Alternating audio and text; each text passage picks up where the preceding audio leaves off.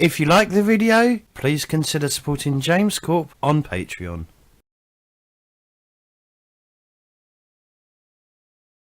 Hello everyone and welcome to James of Roleplay, our Pulp Cthulhu campaign, the Two-Headed Serpent. I'm not very good at that. Please stop trying to do that. One day I'll do it right. It gets worse every time you try. One day I'll have it all set up. Serpent. One day I'll have it all set up, but I couldn't get it to work. Still can't get it to work. Only had like 3 months. Look, I'm not an audio wizard. But anyway, James of Roleplay, Pulp Cthulhu, the Two-Headed Serpent. We're missing a face. We've also got a new face, which is Dave Below. That's his name now, Dave Below. And yes, it's been a few weeks since we actually played. I think the last time we played was a while ago, and we did basically did the character development because I wasn't sure how long it would last, and it lasted 20 minutes. So we can definitely do it in a session. I thought it might have taken like a few hours, but it didn't. But anyway, we're back. We're back with the actual game, and we're going to go around the table, get people to introduce themselves and their characters, and then we'll crack that rip and get on with it. So we're going to start with Claytor and work backwards. So Claytor, I'm picking on you. How'd you like them apples? Hi, I'm Claytor. I play Dr. Orville Smith. I am fairly competent as a doctor, I feel like. But, you know, things could go awry at any moment. I'm a Sagittarius. I like long walks on the beach.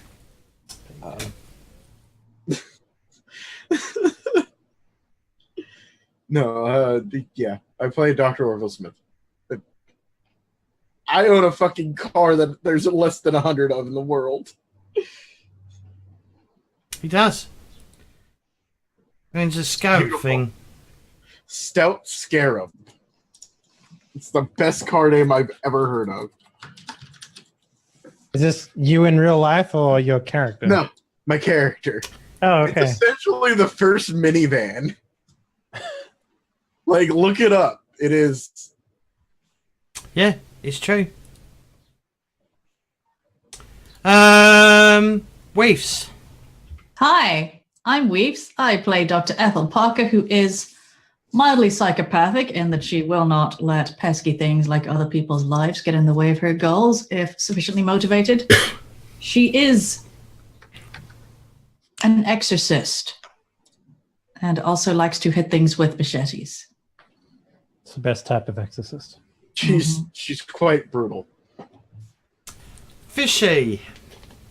Hi, I'm Fishy. I am playing Dudley Gibson, who is a bit of a small town boy that went to the big city and somehow got embroiled into this expedition into the jungle. He came back with a mummy, and he saw the ghost of his dead brother. It's been kind of an exasperating trip for him. He thought he kind of escaped small town because of the things that had haunted him there, but they seem to keep finding him, you know, no matter where he goes. So he likes to punch things, and he's got a rifle that he never seems to get to use because for some reason, both like Selena and Ethel always seem to outshoot him like immediately because they have an initiative and roll amazingly. Because Ethel doesn't even have particularly good shooting. She's just had some miracle headshots. Yeah, exactly. And so Dudley's resulted in kind of getting a little bit more brawly and hands-on and climbing trees. So I'm not sure there'll be so much of that this week, but we'll see.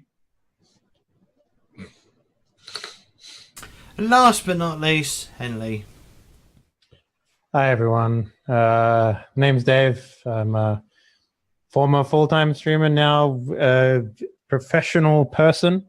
I'll be playing Dick Karma today, who is a former vet turned professional boxer.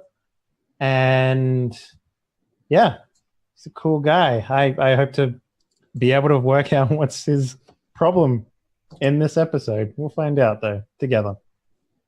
That's how Pulp Cthulhu works. Thank you very much. So we need to do some.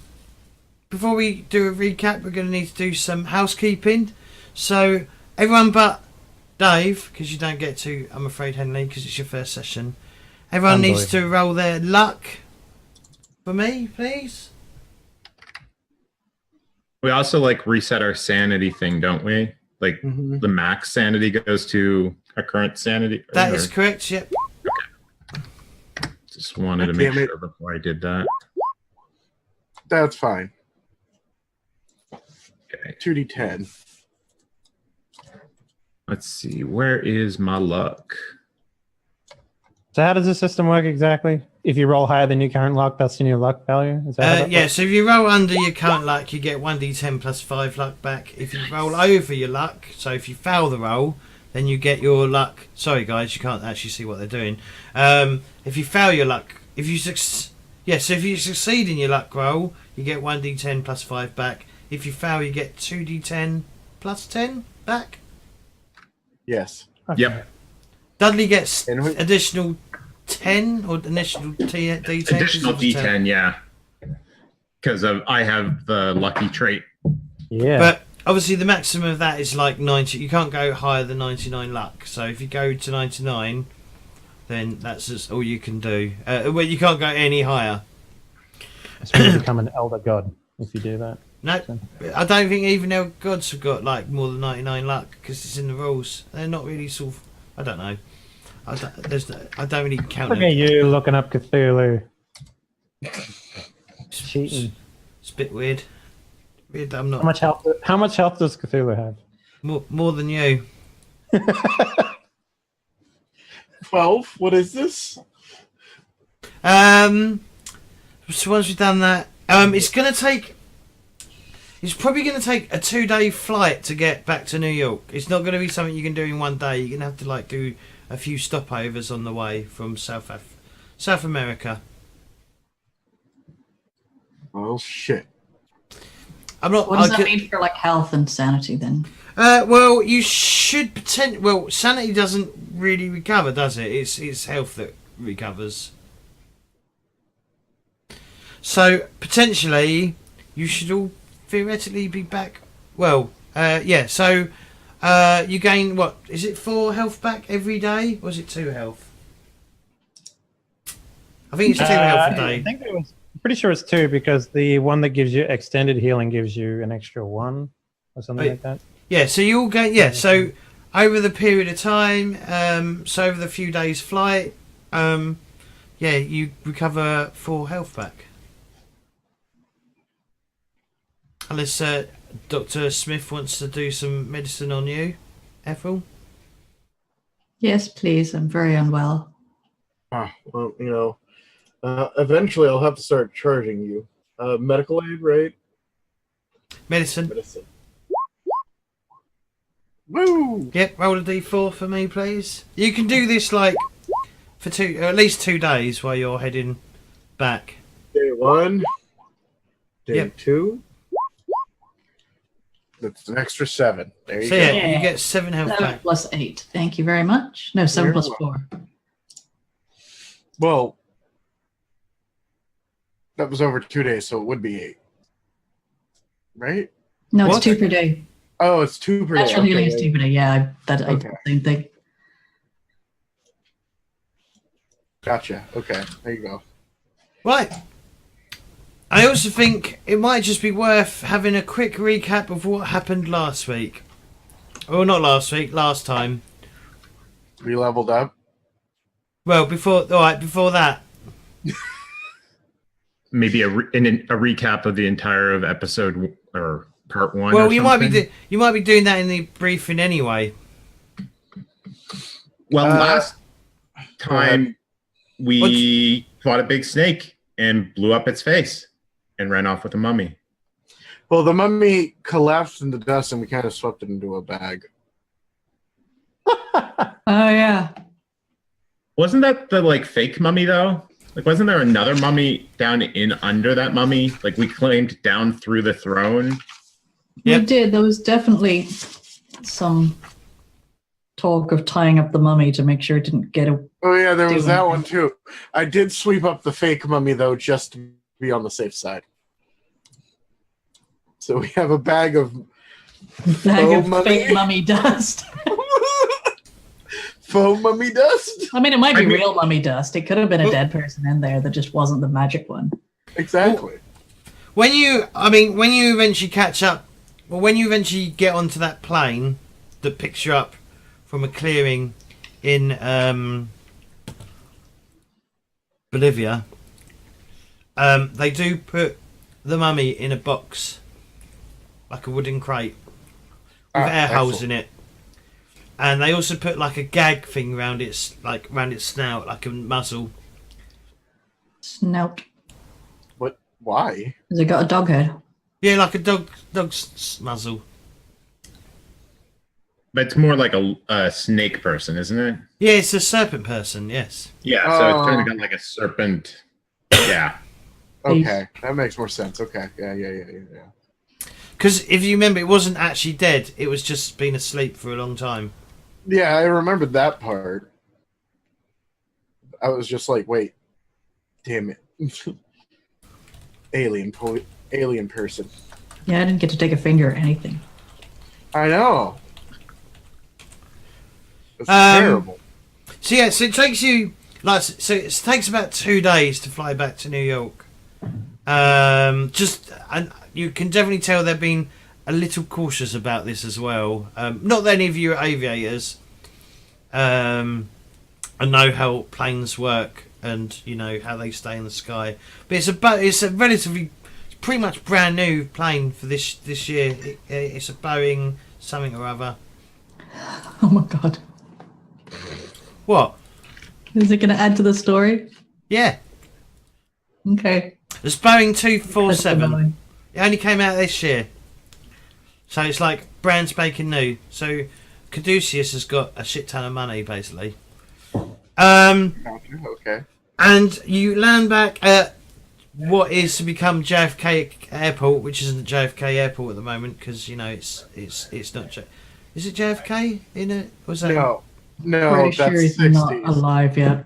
He might be alive, but he might be a child. All right. Well, the airport, as I said, that's what I said. New York Airport. Yeah, as I said, the future airport that will be known as JFK.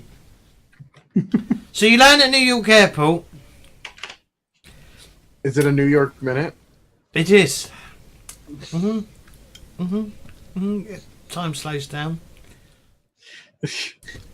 And you're met. The plane is sort of as soon as it comes off the runway and heads off to like towards a cargo, an aircraft hangar where it rolls in. You're met by like inside there's like a couple lorries, I guess, like or little. Are they called lorries? Yeah, little truck, flatbed things, whatever. You know where they put canvas over Trucks. trucks, and Pickup trucks. they take the crate out, and you're greeted by a gentleman who introduces himself as Quentin Sharpio, who you spoke to on the radio. He was your handler in that you could contact on the radio. Okay. All right. Nice to finally meet you. Good to meet you, Dr. Smith. Dudley, you need to... when we get back to Caduceus headquarters, we will take the radio off you, but for the time being, keep it on you. Do any of you require any medical aid at all? No, I I'm do. fine.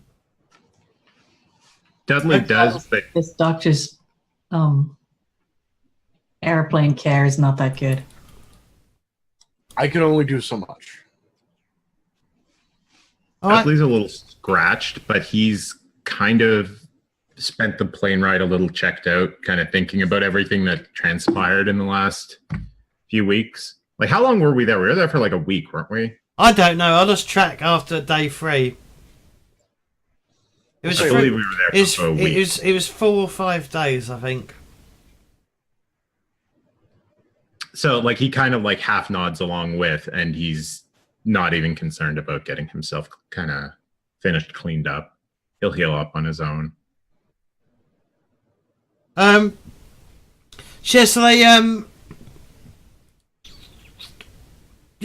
so they bundle you all into a back of a lorry or truck, and they drive through the streets of New York, heading towards, I believe it's called Park Row, towards the Meadham building. Oh, What building? what building? The Meadham building, How do you spell that? as it appears on the screen. Which screen? Well, Meadham. Oh, I'm zoomed in way too much as usual. There we go.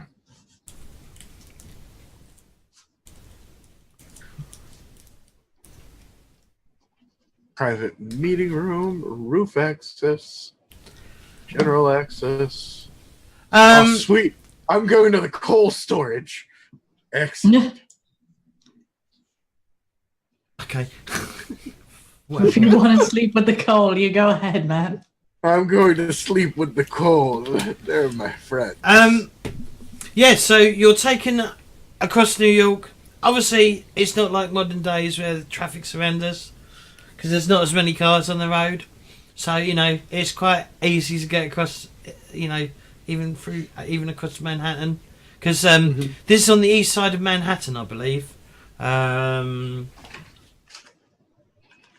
it's considered the tallest building. It's currently the tallest building in New York. You pull up. They probably they've probably got like a car park, or they don't appear to have an underground like car park. Cause I don't think those exist yet. But yeah, they park up on the street. Or they go down a side alley, and they basically, you know, they take the crate out and they usher you into the building itself, through the main entrance, or probably through the security desk actually, and they and Quentin sort of like leads you up, takes you to the lift and takes you to floor 8. Which you may have been in this building, you may have not been in this building, and he takes you into. It's quite busy. It's like there appears to be. It's very open planned. This floor. There's lots of desks. There's lots of people talking. There's phones going off. There's people talking on the phones. There's like a haze of smoke, cigarette smoke, that's sort of like.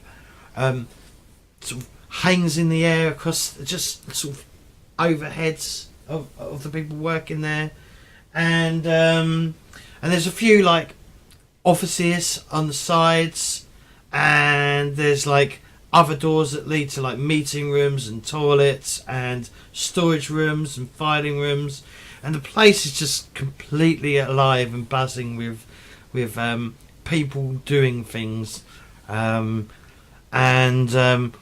As soon as you like step off the elevator, you get a few people looking at you, and some of them like giving you all like satisfactory nods, I guess, like congratulation nods. In fact, a few people come up and probably shake your hands, go congratulations on a job well done, and probably head back to their sort of like office, their desks to continue working away and researching shit. And there's like piles of papers, there's books stacked from like almost probably floor to ceiling, there's newspaper clippings, there's paperwork, just think of a really busy newsroom, and that's sort of what you get from this. And you're all taken into like one of these briefing rooms. And in the briefing room, it's relatively a large room with windows looking over perhaps the Hudson or whatever, and or the East River, I think, is the one that's sort of nearby. And they and Quentin sort of like pulls the curtains closed, or pulls the blinds down. I don't know what it will be, but sort of brings the room down to a bit more of a darker state, and he starts. He goes, "Well, I'd like to congratulate you guys on a job well done. I hope it wasn't too difficult for you." Piece of cake. Mr. Shapiro, what the hell did we do? What the What do you hell mean? did I see down there? See what? Well, there was lizard people and tentacle things that made me want to Hug. hug.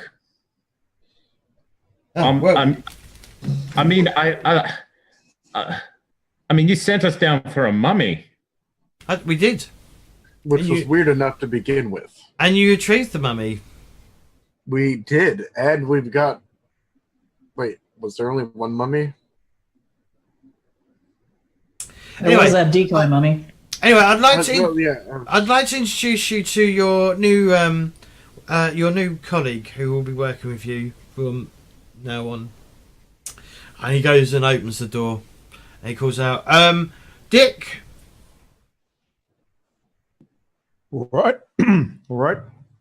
I'll walk into the room and I'll, Dick is sort of like very tall, very like upright built sort of man, kind of like the stereotypical bodybuilder style build. Blonde hair, blue eyes, short hair, in a crew cut, like a military cut.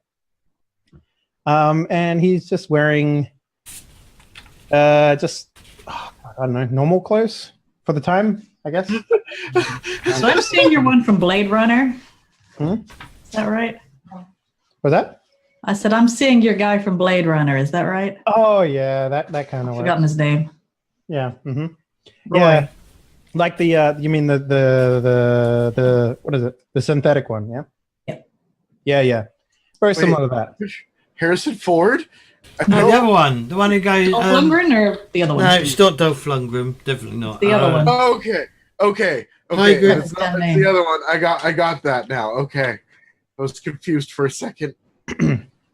So James, how much have I been told out of curiosity? You're all about to be informed about everything. So Okay. you're all, And- so you're all and- going to be on. So you're all going to, as of a minute, in a minute, you're going to be all on the same page, all right? So don't you worry. So All right, well then Dick will walk into the room and he'll be like, "So my name is Dick Karma. It's a pleasure to meet all of you. You might know me from my very famous bouts, but if you don't, that's okay. I won't hold it against you." Red fighter. Quentin obviously offers you to take a seat with the rest of your colleagues. It's all right, I'll stand. I find that sitting makes it very hard for me to continue with the blood flow to my legs. That's what Quentin looks like, by the way. I haven't got a description for him. I guess he's like middle-aged, maybe just. The eyes really throw me off. Do they? He's got very dark eyes. He has like a very intense look to him. Yeah, because he's busy working. He's got an important job. Anyway, that's Quentin. I'm gonna Not that kind of intense. Yeah, he's busy. Punchable? No. But anyway, so he goes. So I need to know what happened, guys. If you'd like to break down what happened and bring us up to speed. Mr. Karma, you might find some of this unbelievable, but trust me. Wait, Mr. Karma was me father. You can call me Dick. All right, Dick. I'm not doing voices. I'm shit at voices. And only once. But anyway, he goes. So he says, right, well, if you'd like to, like, let us know what actually happened and was there any difficulties? Brief us on your mission. Well, when we arrived, the fellow doctor who was about to tell us about our mission conveniently had a brain anectomy. Oh, I'm sorry. Can you It's fancy doctor words for his head exploded because a bullet went through it. Thank you. That's what I needed. All right, continue, please. When we got to the camp, No, Doc. What? You're skipping past the lizard person rebel. Oh, you're right. You're right. Is that another word for a doctor thing? Like, is a lizard person like a man who like looks like a lizard? No, it's a lizard that wears the skin of a man. I don't have a medical term for that one. I'm okay. I'm just gonna. Dick, you might want to sit down. I know your legs not getting accurate blood flow is a concern, but this is only the start of the story. Okay. I got a sample of your lizard people right here if you want to see it. This Ethel manky, out of her little. this manky finger. It's been drying. Do we have a dried lizard finger on This you? manky Partly with dried pock- lizard And finger at the end, there's like pocket lint, you know. stuck in the claw. Oh, No, never stuck makes with the sense. cut off part. that's Oh, such a relief because I thought it was the smell of you, all of you together. probably is. There are not that many showers in the jungle. I don't think Right there was here. one. There was a river. I didn't trust the river. So Snake had some soldiers that we simply had to engage in. We didn't have a choice. I believe it was Ethel that killed the Snake Man. Right, Ethel? Yep. Yeah, Ethel killed the Snake Man, which the remaining soldiers, there were two that didn't die. But Dudley did get shot in the leg. Remember that much. I got shot in both legs, and then I got shot in the leg again.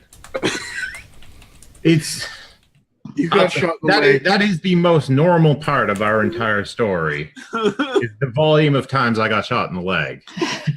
That really is. They had amnesia and were unaware of where they had been for the last few days. So we brought them back to the camp, which was very tense. There were a lot of tents there, Doc. There were a large number of tents. Well, no, I mean tense as in feeling wise, not the structure. I'm my bad, Doc. I mean, there were a lot of tents, but it was very tense. We then called Caduceus to see what to do next. It's called Caduceus. That's what he said. That's what I said. Anyways, I was actually worried because I didn't know how to say it myself. So I'm glad someone else said it. all right, that's fair. Thank you. So whenever Caduceus comes up again, we know how to say it right this time. Yep, absolutely. So we rested for the day, and then we went out and saw that there was a recent battle, and then we found a giant hole in the ground, right? Mm-hmm. Quentin will sort of interrupt again. He goes, and that's the information. That's as far as we know. That's the information that we knew that had happened. If you remember from the initial document that you retrieved off his body, whatever his fucking name was. The doctor. Doctor. The Was other it doctor. George? Oh, It was Giorgio Guerrero, wasn't it? Was that him? We barely knew him. Maybe. I think so. I mean, I had met him for all of, Was it Dr. an Gomez? hour, and then he got Oh yeah, his Dr. head- Gomez. Yeah, I have a nice little picture of Dr. Gomez, but I never got to use it because I did. Is briefly, it brains? And then he got shot. No, it's an actual like. No, I got a Dr. Usini. Usini was the other one in the camp. Okay. Hang on, it may be Usini. I might have gotten them confused. Page 19. But the problem is, But he's in it. but either he's way, in it- that's Dr. Gomez was in the camp. Mm. Okay, yeah. Dr. Then it was. Usini is the dead one. Yeah. Okay, then I had it backwards. But we found this battlefield, right? Yeah. We also have a Dr. Anahi Salvatorelli. Yeah. What happened to him? They were also a medical doctor who was working for Caduceus at the aid camp. There was quite a lot of people that weren't encountered. Yeah, Giorgio Guerrero was the one that followed you. You followed. He was the Yeah, one Giorgio was the ritual guy, which we haven't got to yet. Oh, that's right. We also haven't gotten to the fact that field of carnage was devoid of life, and I mean like devoid. No birds, no insects. Yeah, there wasn't anything, which was weird. Then once we got to the hole, there was this what do you call it? Tentacle pet. It had no form. It was Yeah. like just this pile of goo. And Dudley wanted to hug it. I didn't want to hug it. It made me want to hug it. Look, you wanted to hug it. As far as I know. And then I saw And then it didn't. And then I just wanted to shoot everybody.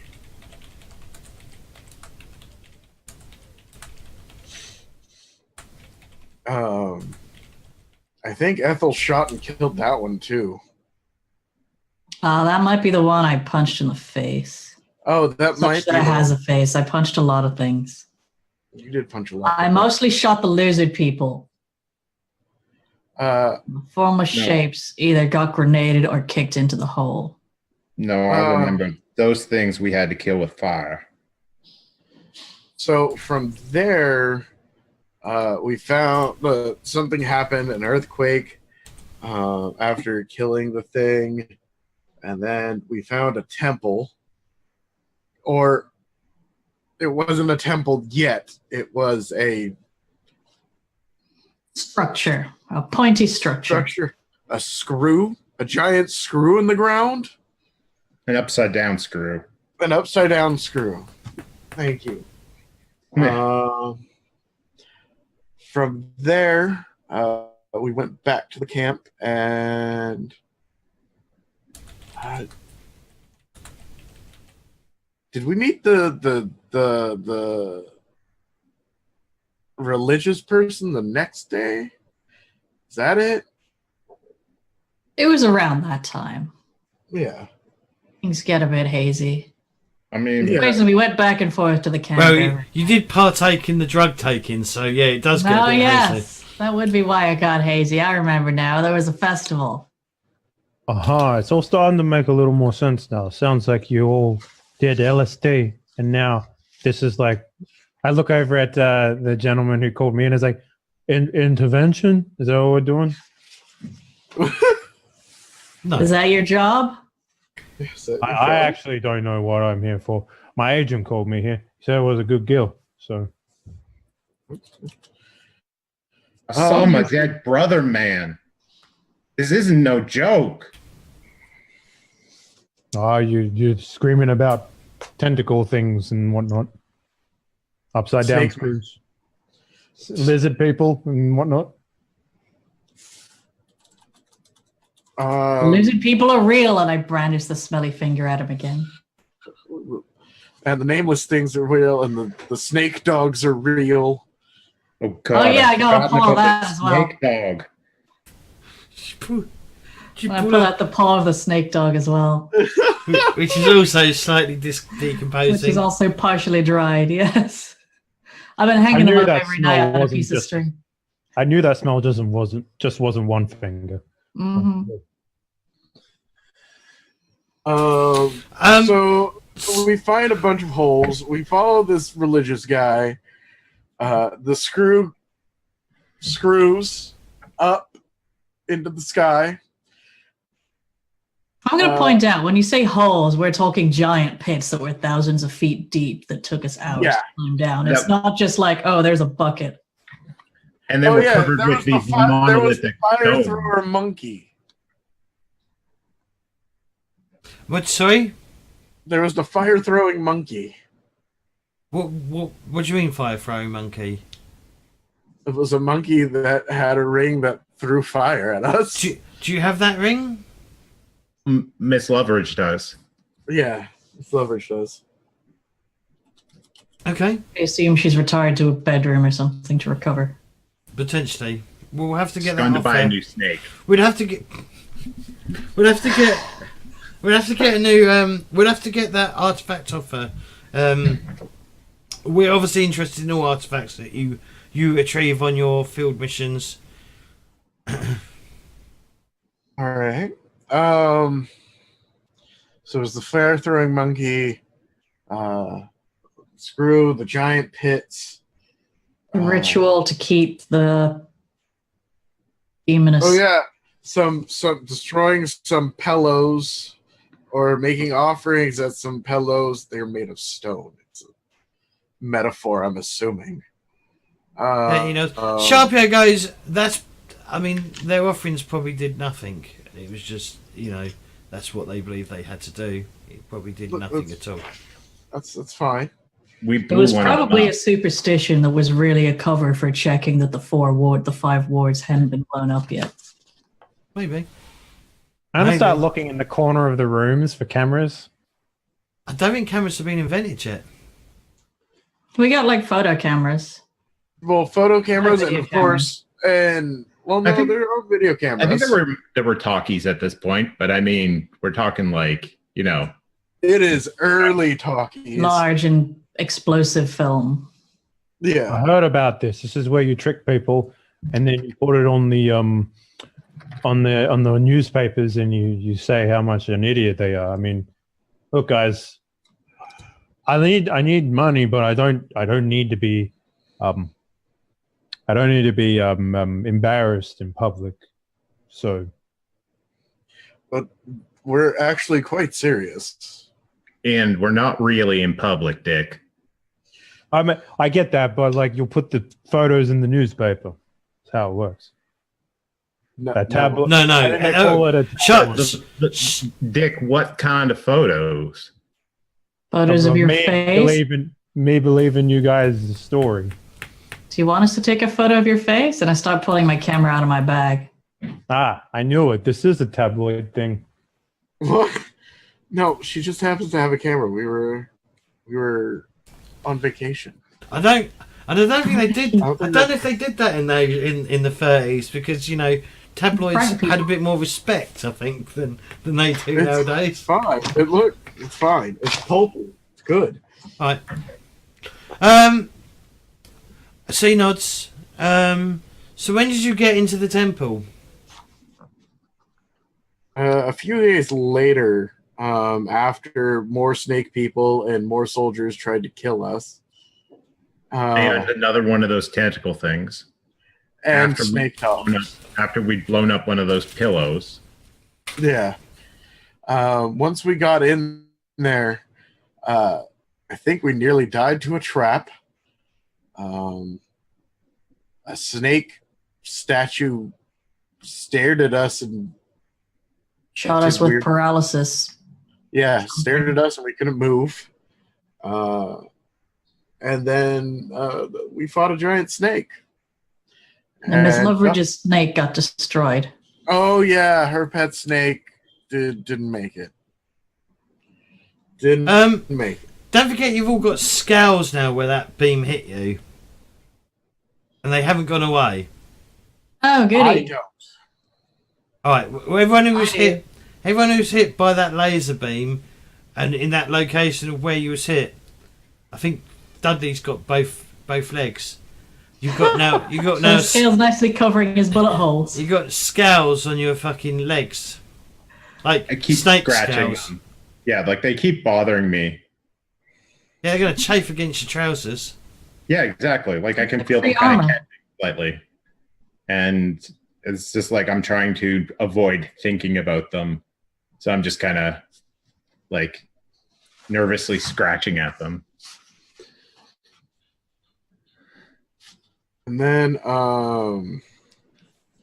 from there, after Dudley blew up the giant snake's head, we thought we found the mummy, but it was really a statue and it turned to dust, which by the way is in this bag. I'm not sure if that's important or not. And I set the bag on the desk. Well, Quinton, is it Quinton? Yeah, Quinton basically goes, well, the likelihood is, because it was asleep on that throne for a long time, that's probably its skin it shed when it awoke, or when it started to awaken from its slumber. Oh, well, here's its skin then. Thanks. You mean that thing? Yeah. Woo! Is that skin's good? good for you, Quentin? That's good as carrying a fucking mouldy finger around with me. And a multi-paw. I mean, does it have mind-altering properties? He doesn't really snort it like fucking coke, does he? No. He's No, got it's my Like, life James, off you have to be scale. clear what's happening. I know. Otherwise you take it all too literally. No need It to was entertain. Plus, I and might take samples and try and make drugs with it. So. and he goes, and what did you find at said, when you retrieved the mummy, was there anything there? Any artifacts? There was. Oh, we have this flying fang throwing weapon thing. Alright, he takes that off you. I don't think there was anything else. There was quite a bit that there was there. I didn't take anything. Robes, you probably put her in the robes. You found some Yeah, we put her in scrolls. the ropes. You found a Selena pain take- rip. Or whip. I think we gave it all to Selena. Yeah. And a carved wooden box. And also a scepter as well. Alright, well, I'll have to deal with that when Selena's here.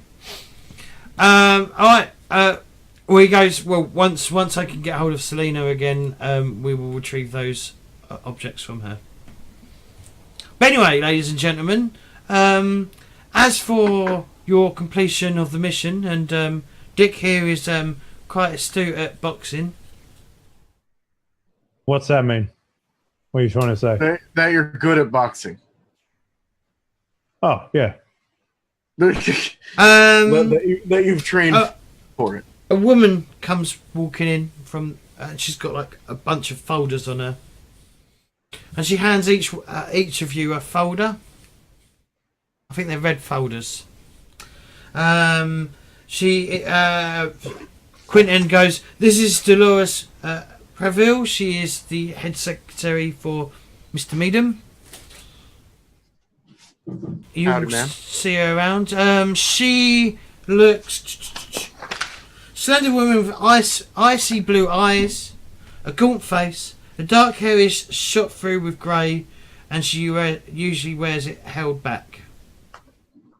So she's held back on her head. I've also got a picture of her as well. I mean, these are the best pictures I can do. I'm not. If I was an artist, I'd redraw them, but I'm not. So yeah, she's in her 40s, I think, or late 30s. What did you say her surname was? Paville, Parville.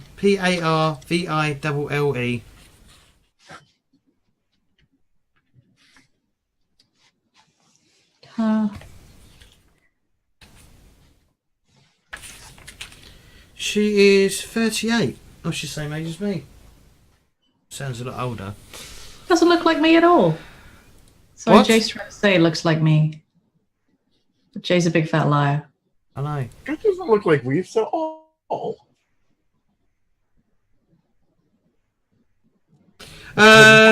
And she turns around and goes, once you're finished with them documents, she gets you to sign a piece of paper, and there's another bit which says in, and there's a space there for you to sign.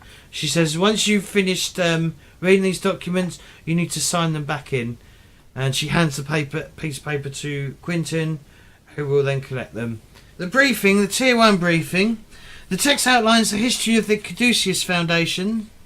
In 1912, Joshua Medium sold the pharmaceutical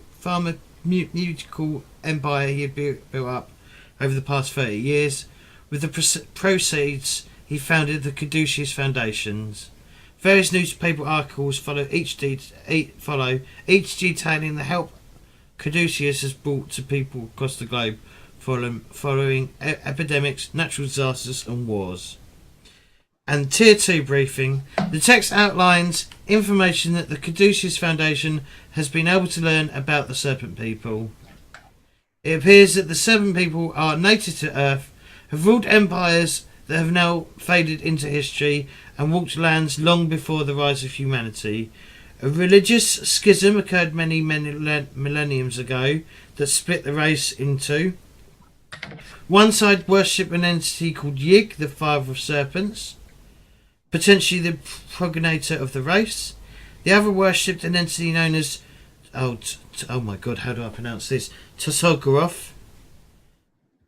It's Lovecraftian, so Yeah. however you want.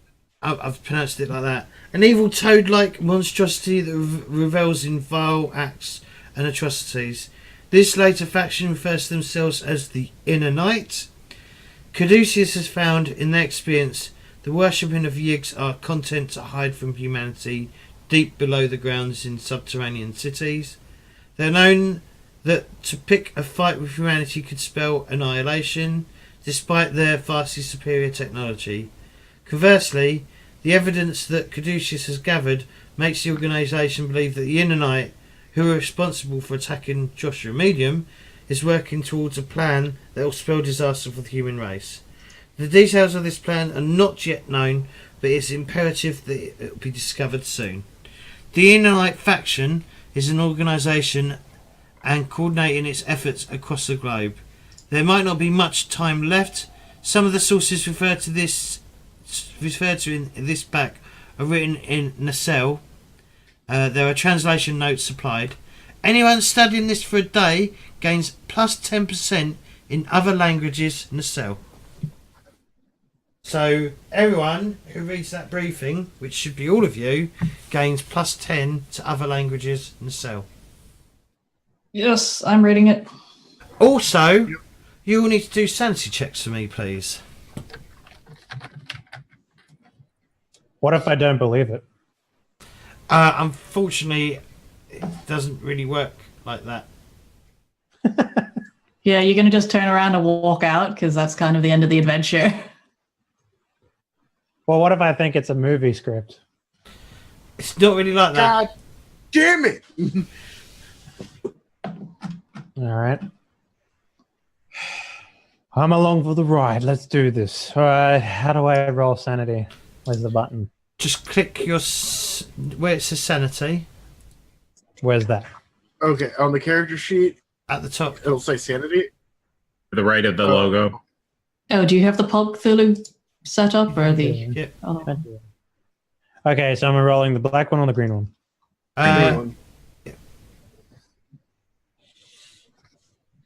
I succeeded. Whatever that means. Hooray! I did not. Okay, everyone who failed loses 1d4 sanity.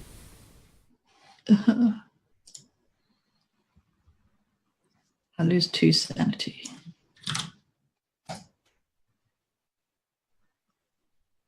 All Or right. maybe you I think just I- don't lose sanity because you don't believe it at all. Yeah, like I was just like, Oh, wait, yeah, I think gotta I get it. roll I think I get it. D4.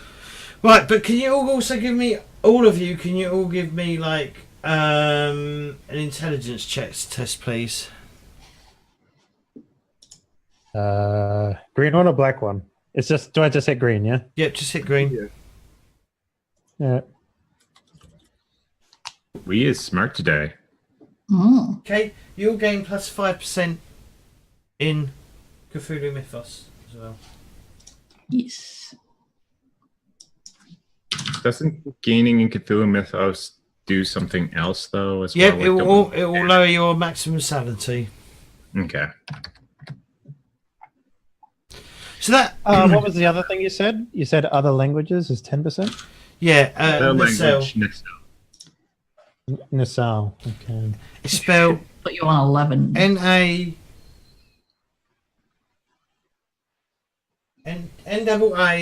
N-A-A-C-A-L. Can you just space it? Yeah. Cool. Right. Add a language. Might be pronounced Nicole, but I'm not sure. Nah, we As cool. long as they're consistent.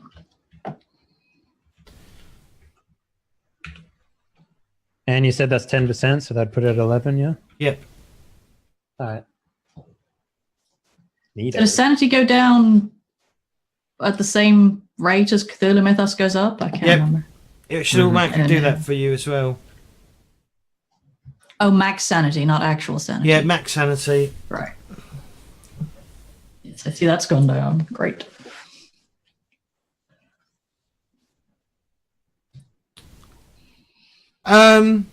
After So that, how much are we getting paid for this gig, by the way? Is that like a? Is that something that we discuss now? Normally, I have the agent here with me, and he does all the stuff. right. Well, that's yeah. You're already getting paid. You know, you will be paid Oh, for your role. You obviously that's get good. paid. You'll get paid more for going out on the field as well. I mean, how else would you do it? Okay. He nods. Who hired him? I'd nod back at him. I have a mildly out of character question. If that's okay. Yeah. This thing says the inner knight who responsible for attacking Joshua Meadham. Do we know what that is? Do we know that Joshua Meadham's been attacked? Is this a bit of lore I've forgotten? Or is this supposed to be notes for the DM? No. I mean, the keeper. No. It's. Does it mention that in the handout that I gave? And the tier 1, no. In the It says tier that he 2. knows of the mythos. Yeah. It doesn't It does say it in the Well- tier 2. Well, in the tier 2 one, it does tell you. It does state that he was attacked by a serpent person. Yeah, that's what I'm asking. Do we as characters know this? Is there anything more we should know about it? Is it like a common knowledge thing? Well, it's only common knowledge to tier 2 people. The majority of the people that work there. So anyone on this floor, on floor 8 or anyone on floor 7 and 8, are considered tier 2. Do They we know will- how long ago this happened? As a character, what do I know about Joshua Meadham being attacked by serpent people? Would you? Do I literally just know this one line from this briefing? Yeah. So you know he was attacked by a serpent person, and he So that's literally all I know. and he defeated the serpent person. Okay. You're saying that like I should know this, but I don't. Because it's not anywhere. Yeah.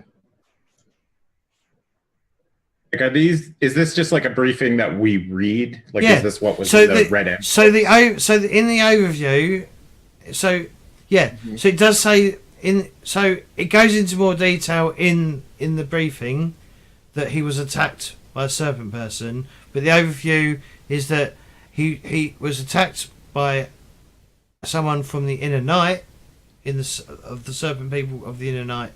What exactly do you want to know? Because if I need to tell you, I will tell you exactly what you want to know. I don't know if this is something that's happened recently. I don't know if it's ancient history. I don't know anything aside from a single line that says the inner knight responsible for attacking Joshua Meadham.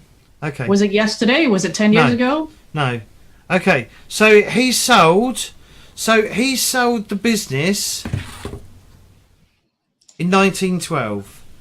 Yeah. Okay. He was attacked before 19. So the thing that just made him decide to sell the business to start up Caduceus. So he was attacked before 1912, and that was the deciding factor that made him sell his pharmaceutical business, and set up Caduceus to counter the inner night. Okay, so this is basically ancient history. 20 years. In corporate terms, yeah. About 20 years ago. Okay. Also, other things it does mention, it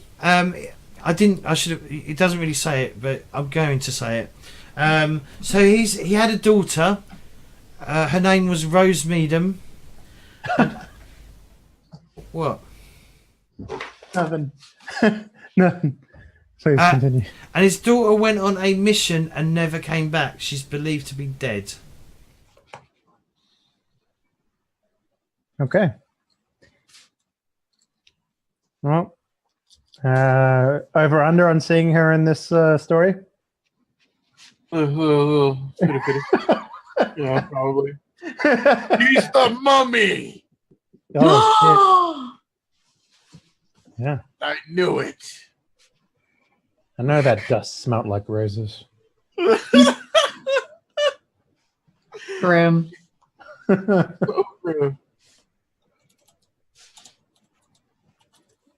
don't get it. I don't get the meme. It's okay. All right. All right. Whoosh. Anyways, are we good? Can we? So you just need us to sign all these? Yep. Yeah. Okay. He obviously leaves. I mean, he leaves the room. Why? Because it takes you a while to read all this history. Probably, close to 2 hours to study. To make full understanding of what's going on. So is this normally what happens then? We do a lot of reading? Is that normal? No, actually, just on our first mission, we very rarely had to read anything. Mainly, that's really good because Dick's not much of a what you call it Reader. Wait, yeah, that one. That's one. wait, did you just refer to yourself in the third person? Well, how else are you gonna know I'm talking about me? You know what? I'm not going to touch that. What in the hell is the third person? Yeah, I'm just keeping my head down. I am not getting involved in this. Yeah, there's only one. You know what? There's It's only fine. one dick It's in fine. this room. Yeah, there's only There's one not three dick in the dicks. room. Really? Yeah. Well, I just look around at the other two guys. I am not going to touch this one with a 10-foot pole. I'm just going to continue I reading wouldn't my touch yours paperwork. either. Wow. That's nice. I'm glad. I'm studying to sell. I will. Is the secretary there? No, she's already gone. Okay. She's probably out talking to Quentin. Quinton. Yeah. What are we signing here? I mean, this is a briefing, but why am I signing a briefing? I thought we were just signing them out like a library. Yeah. Yeah. Oh, okay. Well then. So we just sign them out and then sign them back in. Presumably, in case one of us tries to walk off with the notes, they can trace them. That's also possible. Also, it's probably due to confidentiality and various other things. Yeah. I raise an eyebrow at the camera sitting on the desk. Why, hello there. It's not going to work if I don't touch it, Dick. Stop being a dick. Whoa.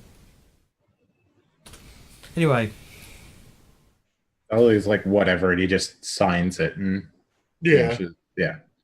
I watch what other people do and do what they do. so You attempt to, like, forge Dudley's signature? Dudley. I'm like looking over. It's like, oh, okay, got it. Yeah. No, I do my autograph signature, which is just like big and like. Yeah. You write best wishes on it. Best wishes. And so I'm just like biting on the pen, and I'm just like, who did you make it out to?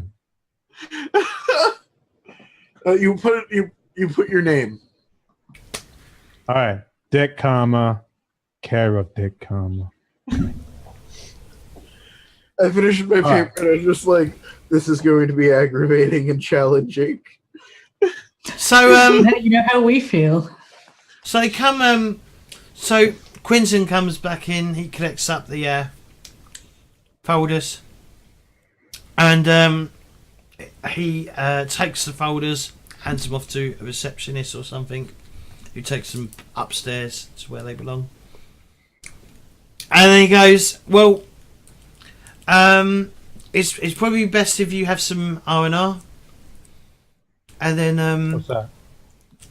You relaxations. mean like your leave? Yes, shore leave. All right. And come back tomorrow maybe for a tour of the facilities. Sounds great. See you then. Nice. Yeah, see you in a bit. All right. Fuck yes, Anna. Got sauna's not for you peasants, by the way. Work your way up there. I'm a leading actor now. I think I can use a sauna. Hi. Wait. Oh, there is a sauna. Oh, Top floor. top floor. It's probably where Joshua takes off his human skin. If he is a lizard So, person, okay. he would probably be cold-blooded. All right, so the elevator doesn't stop at that floor, but we can have Dick break the door down. Go up Through the ceiling. No, we just go up to the private quarters, and then we just punch through the door to the private filing room. Go up the stairs. Take the stairs to the private office. We knock out the security guard. Go up to the private meeting room and go across the sauna. It's easy peasy. Dick, go punch everybody unconscious. And conch. Listen, Dick isn't for your own personal use, okay? I mean, we are working on a team together. Yeah, we are on a team. Yeah, Dick, I think we're supposed to share you. Yeah. He's the private medic, and I point to the doctor. You're the private punchy boy. I don't even know what you are, she says, pointing at Dudley. I'm obviously I Frank. was a sergeant, so it's all right. It's easy to misunderstood. I'm not wearing my uniform. It's all right. Oh, that's fair. I mean, I didn't. Wait, you have a uniform? Yeah, I was in the Great War. Oh, okay. My brother was in the war. Oh. Yeah, no, much respect to him. Yeah. He didn't come home. So Yeah, not a lot did. And honestly, the ones that did come back, we carry a lot with us. So, Glad I'm not doing that anymore, though. So Dick, I don't think I completely dislike you anymore. I think I kind of like you now. I thought you two were going to be best friends.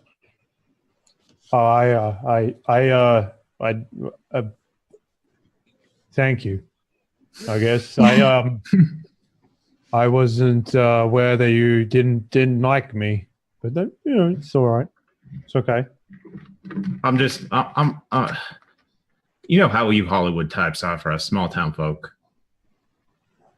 No, this is my first movie. I haven't done many movies. I was a boxer, not a movie man, but this is my first movie. Wait, this isn't a. You know what? Okay, that's fine. Is my car here, or am I going to have to take a taxi? No, your car's not here because you came by lorry truck. Oh, that's right. You guys need ride. I can. My agent, my buddy, he'll be able to take you where you need to go if you want. I wouldn't mind. We're all colleagues now, right? That's how that works. Absolutely.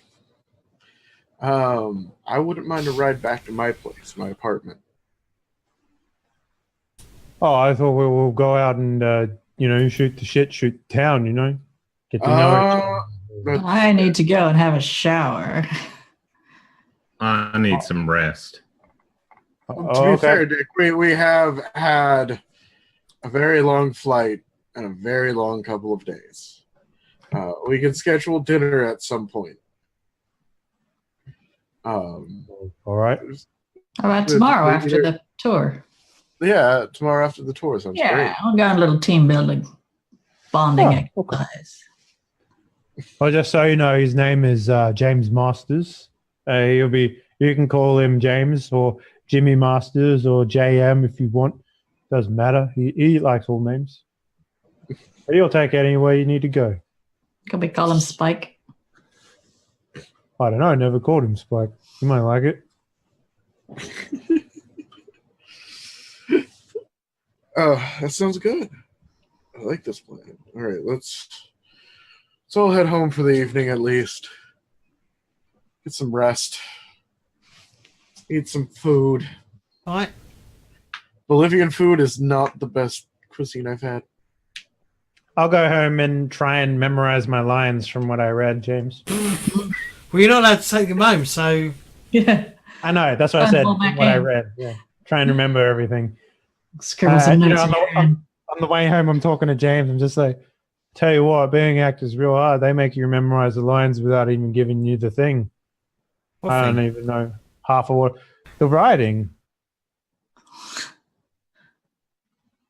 With all the words on it, what you're supposed to say. Yeah. It was real confusing, but I think I got it. All right. What did you get? What movie are they making? Something about like a lizard man or something like that. Lizard Man? Yeah, it's weird. Oh, I don't like this sci-fi garbage they're producing nowadays. This is all nonsense. Hey, but you know what? Look, I'm in between bouts and I can't break my nose again, so we got to do something, right? Yeah. Just remember, Dick, when you make it big time, don't forget to, Oh, look, Jimmy Masters, I can't forget you. Don't worry about that. Don't forget to drop... 2 peas in a pod, you mean? Well, yeah, true. But don't forget, don't forget the red glove, yeah? Don't forget to drop the red glove, yeah? Oh, I don't think I'm ever going to give up the box. Don't worry about that. The only way that they're going to make me do that is if I'm punch drunk, and I don't think that's going to happen for a while. Because, there's only so many times you can get hit in the face before it stops working. True. I don't get hit in the face that often. I make sure of that. Well, yeah. All right. What's everyone else doing? Ethel? I'm literally going home to have a shower and maybe find a way to preserve these fingers and things. When was showers invented? Showering with the fingers, you just like...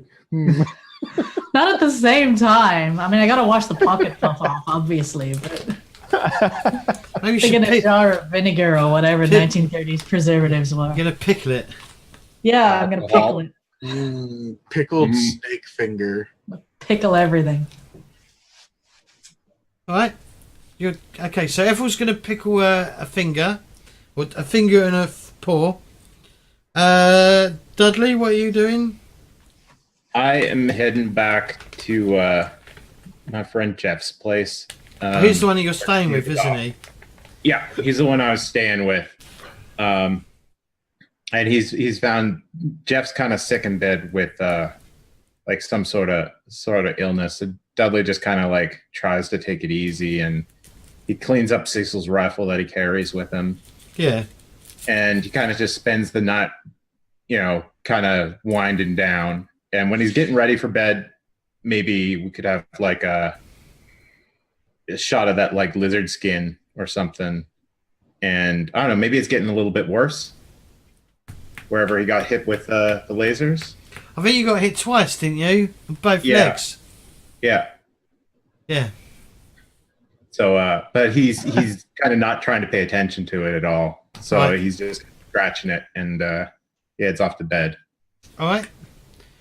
And Dr. Smith? Depending on the time of day, I'll go home. I'll check my office, like call my office to see if. Were your anything, Were your partners handling most of the business right now? That's fair. Because I think you went into you're in a partnership with a practice, aren't you? Yes. Yeah. Most doctors are in, unless they do private. Oh, he inquires how the medical, like how was it? How was Bolivia? It was interesting to say the least. We were in essentially a refugee camp and helping the locals get back on track, and doing checkups and whatnot. I wouldn't mind going there again, in fact, to do such philanthropistic work. Philanthropic. Do you think is that a word? I feel like Philanthropic's a word, yeah. Okay. That's the word I want then. Thank you, Weaves. All right. So you'll be doing more for this, for Caduceus, then? Yeah. I will. Excellent. That's really good. I mean, that's really good for our practice as well. Seems so. How's it been? Have you picked up more patients? And same old. Is that an English term? Have I just used Englishism for an American? I'm not doing an American accent because I did it for like a week, like a whole session once, and it was awful. It's fine. I don't blame you. Here he goes. Business is good. It's booming as usual. We might have to take on an additional doctor soon, Doctor Orville. I guess he'll just call you Orville. Yeah, that's fine. Yeah. You don't call each other like Mr. Johnson, do you? You don't. No, because we're not Johnson and Johnson. It's a family company. No. After that, I'll just end up making after the business conversation, end up resting. Like, slept well in like a week, it feels like, and then yeah, that's pretty much me. All right. Okay. Everyone who's injured recovers 2 hit points back. Yay! I want to check on my scales when I wake up. Where did you get hit? I think it was on the back. All right. How are you going to check that? I don't know. Have a scratch. Yeah. See if any scales come off. Well, look in a mirror. Well, they're not going away. They're staying, unfortunately. So we try and pick them off. What's underneath? You start to bleed. Okay.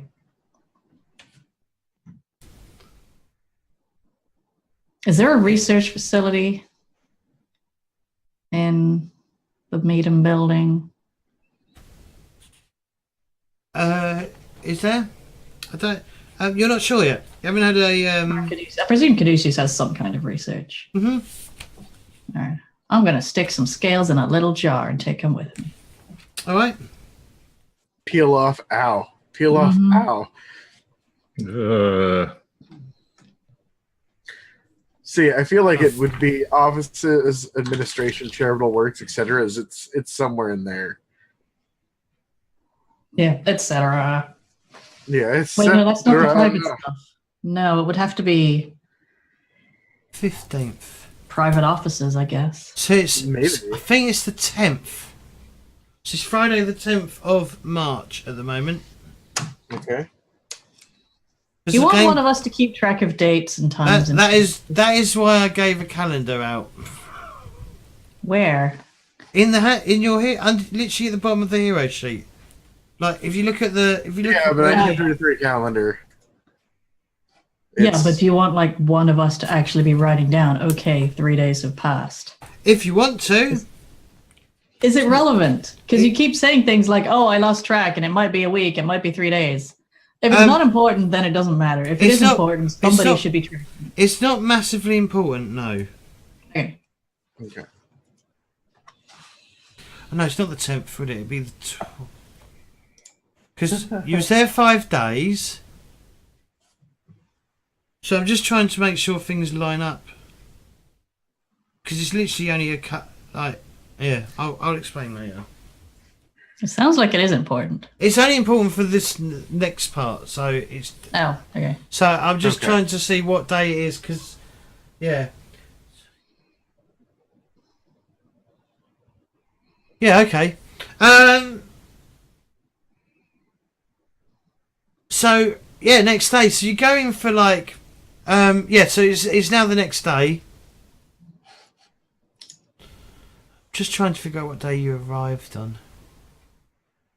5 days and then 2-day flight back. It's the 13th. So it's Monday, and you go back the next day on the Tuesday for the 14th for the tour of the building.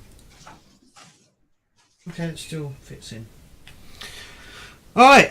What are you doing when you arrive? So you arrive at the main entrance, and you probably all head towards the reception desk. Mm-hmm. Mm-hmm. They buzz down Quinton, and Quinton comes, and the receptionist tells you to take a seat and wait for Quinton to come down. All right, I'll have a seat. Say good morning to everybody as they come in. There's a few people smoking cigarettes around. There's a haze of smoke in the air as well. It's a good, healthy habit. At this time, yes. That must be your allergies, Dudley. Yeah, you should take up smoking there, Mr. Gibson. That's the illness leaving your body. Yeah. I woke up with this cough. You happen to have a cigarette, Doc? I could really use something to clear my throat. Have a lucky strike. And I light one up. My Camel's man myself. Oh, that hits it. That hits it all right. Oh, terrible.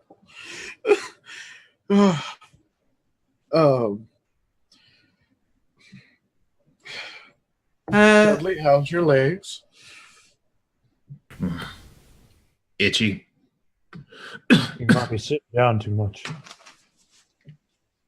That That I mean, could-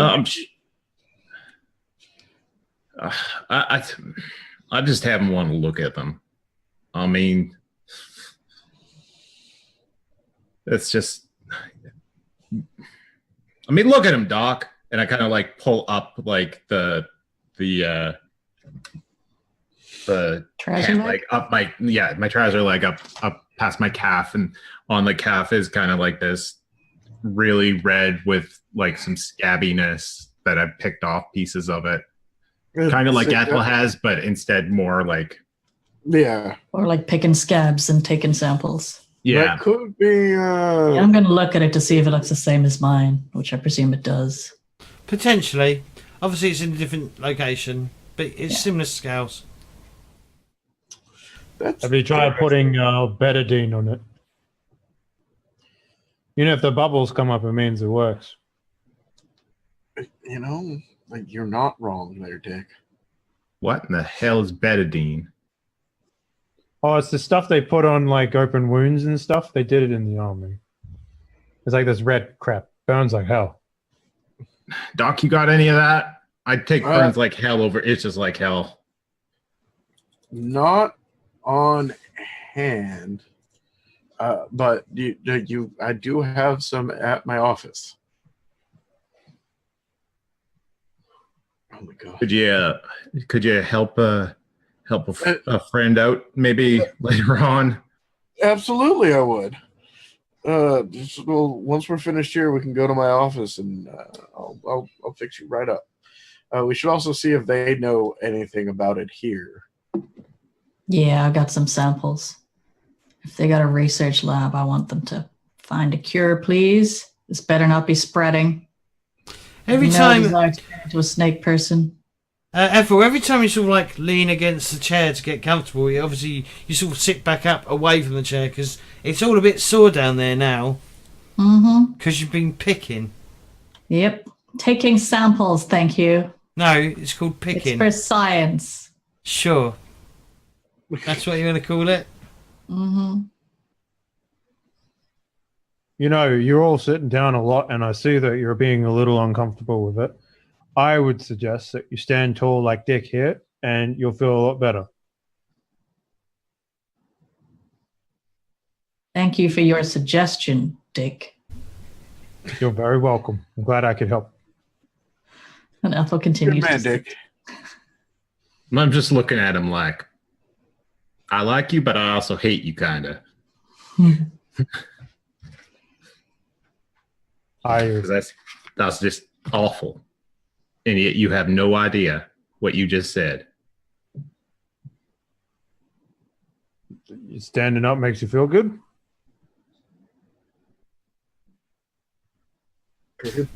Dr. Smith?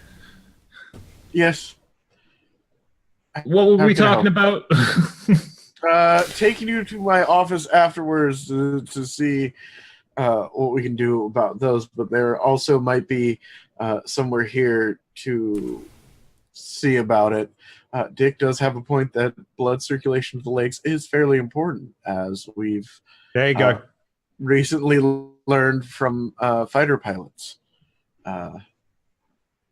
So you're saying I should be standing with this stuff? I mean, I don't really care. I'm not sure. That's the thing.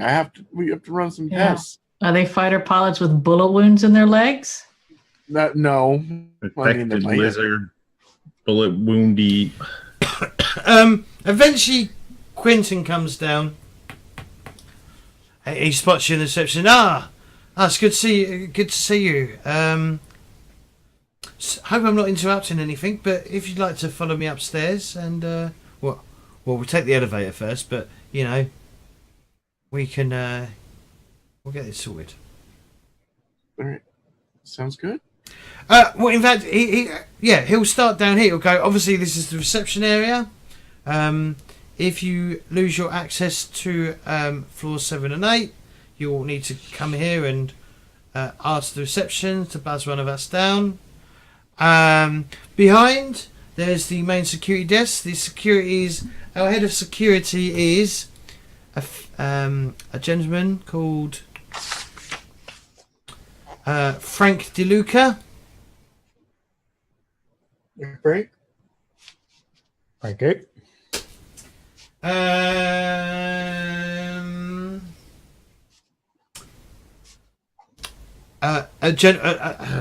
An older gentleman does stand up. He's not massive. He's not mega old, but I haven't got a token for him though, I'm afraid.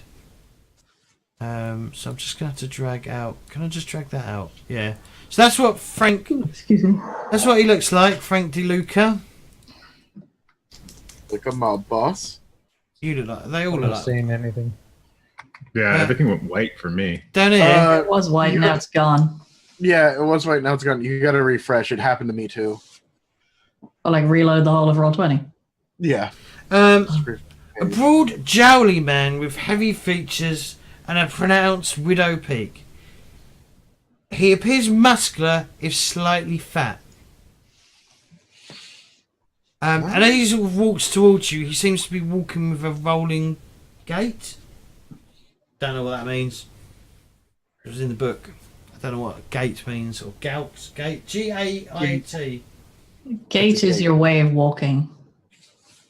Yeah. Like your manner of walking. I don't know what a rolling gait is then. Like a pimp walk. Oh, really?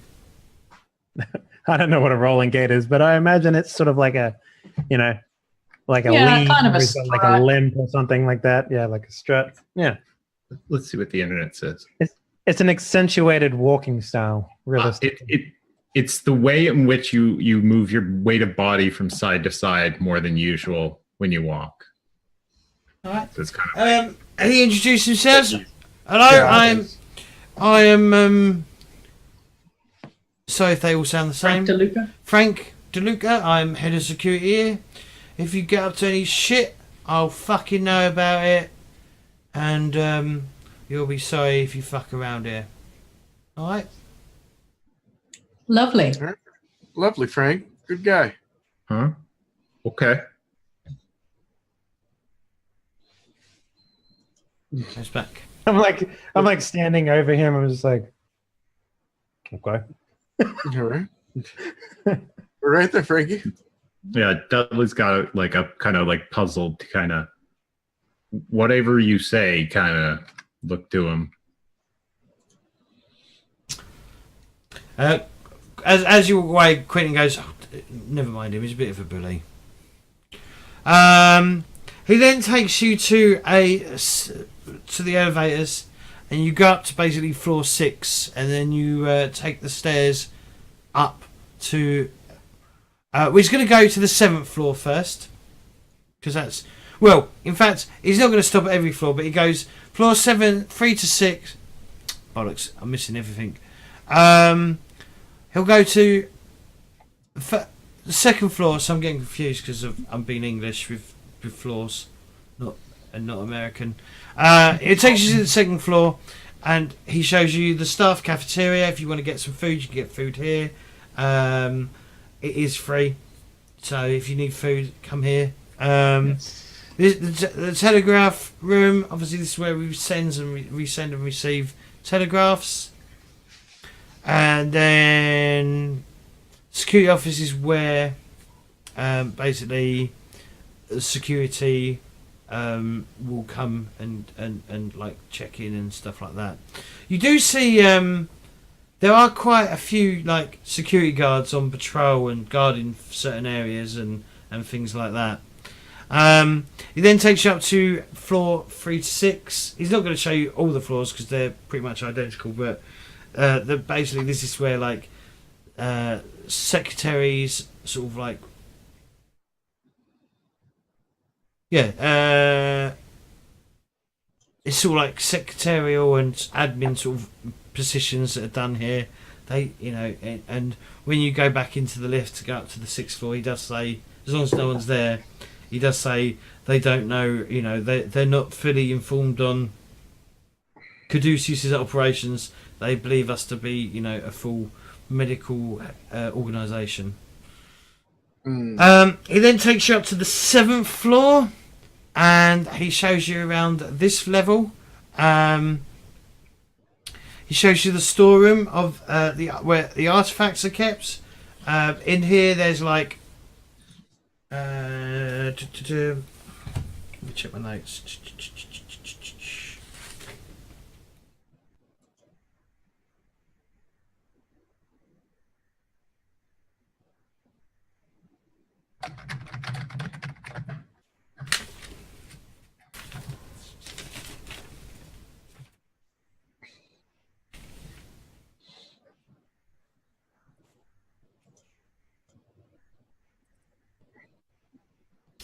There's just a lot of stuff in here. There's like books that look like they're falling apart. There's bits that potentially look like get junk to you. But yeah, there's literally lots and lots and lots of stuff stored in here. Interesting. He then takes you to the final room, which is relatively neat and tidy. There's a lot of like heavy set filing cabinets that store lots of paperwork. He does say you can access this at any time if you need to do any research. I mean, it isn't a library, but there may be like previous reports and stuff that may help you if you need to find information. It then takes you over to the library. It's not a full on. It's not like a library which is full of. It's a reference library, so it's got like places about the world, and it's not a mythos library, but there might, he does say there might be some, interesting books around, but you'll have to find them. The map room basically is the map of the world on it, and they sometimes use this to plan out like routes and stuff and how they need to get across. Plan out flight paths and things like that. And map room. I'm not even sure what the map room is because it doesn't tell me. Maybe it's a place where they store every map they've ever got hold of. Library. So if you need to research anything of terrain around that area, this is our Google Maps. This is our Google of maps. What's a Google? I don't know. It's like goggles. It's a really big number. Like goggles. So the reference library is more like a published works library. Potentially, yeah. So you'll have like assume that this is basically the only. Sorry, we can assume that Caduceus is basically the only people who know about mythos. Therefore, there wouldn't be published books about them. Yeah. That's what I would assume. It would have like. I mean, it would be. It wouldn't be like. Wouldn't be a library of like literature. It'd be a library of like. Yeah. Encyclopedias. Non-fiction. All stuff about intelligence. Dick won't ever go and set foot in there. In fact, this is the one and only time he'll probably ever set foot in there. Dick's asleep right now. I'm probably kind of yawning a little bit. Like, you okay there, Dick? Oh yeah, no, I'm all right. I just I'm all right. Okay. I feel like this is payback, but he takes you to he then takes you to the quartermaster and stores, and he introduces you to the quartermaster. The quartermaster for this office, his name is Philip Connors. As soon as he opens the door to the room, smoke basically billows out. I mean, most of the place has been like, there's always been like a little haze of smoke above the workspace. But this place is ridiculous. It appears to be really only Philip in this room. An overweight. He's overweight. He wears glasses. He's a bit like me actually in appearance because I'll get a picture for him. If I was to wear glasses. What did you say his name was? Philip Connors. Connors. See? See, he looks a bit like me. I can see a likeness, except I shaved my hair off. His hair is usually plastered to his head with sweat. Smokes like a chimney, to a point where a thick haze of smoke hangs over his office. So we can assume that everybody on a Caduceus mission reeks of secondhand smoke. Yeah. I don't think they know what that means, but yes. It's the smell of distinguished. Yeah, gentlemen. Yeah. Yeah. I think he's keeping those lungs are healthy. Hello there. That's my Irish accent. Well, hello there. My name's Philip Connors. I feel like I'm doing a fucking RPG. I am doing an RPG. Yeah, it's literally an RPG stream. I just realised I was being meta. Forget. No, but like Skyrim, like people randomly talk to you. He goes, my name's Philip. What's ye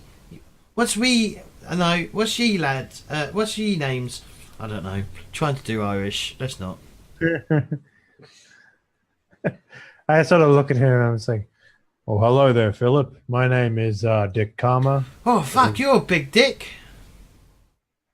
Yes, I do work out and I am a boxer. That is why I have such a large muscular body. Mm-hmm. Okay. Would you like a cigarette? No, it makes it harder to box for some reason, and the doctor doesn't know why. But yeah, no. We do camels. Only socially. One of them. Yeah. And what's everyone else's name? As I said, I'm Philip Connors, and if you need anything, you need to come to me, and I can try and arrange something. Try and arrange, to get things to you. Now step forward, stick my hand out, and say Ethel Parker. Oh, hello, Ethel. Pleasure to meet you. Likewise. He's gone Cockney. He's now from Cockney, London. He's not Please Irish. make every character a Cockney. I do make every character Cockney. I know, it's so good. Especially when they're children. Hello.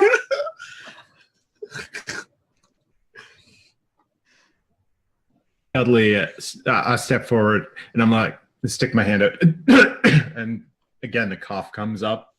Oh, Cough right he into offers my you hand. he offers you a cigarette.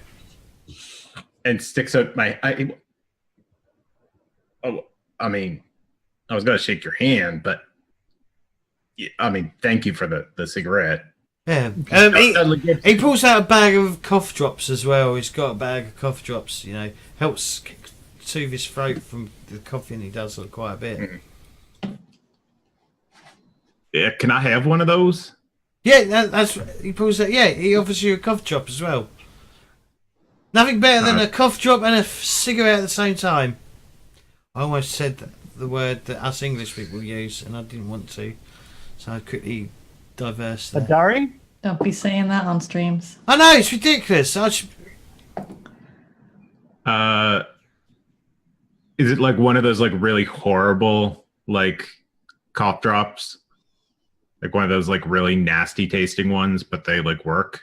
Yes. That's what I'm imagining it is. And so like Dudley's bearing it and smoking the cigarette. Oh, Still kind of like you've invented methods. Yeah, it's just purple flavored methylene. Yeah. yeah, exactly. This actually is not that bad.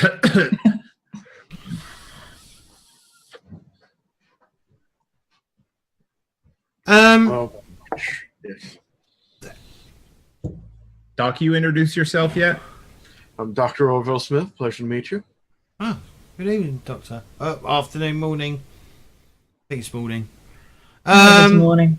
But yeah, he basically says if you need anything, any supplies for any missions, come to him and he can try and get you some any specialized items.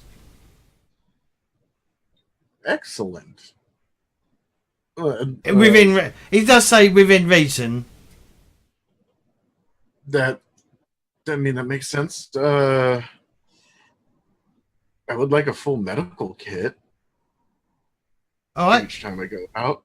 All right. He lifts up his cup of coffee, pulls out a bit of paper with a coffee ring stain on it. And he writes, Dr. Orville Smith, medical first aid kit, yeah? Yeah. Well, medical kit. All right.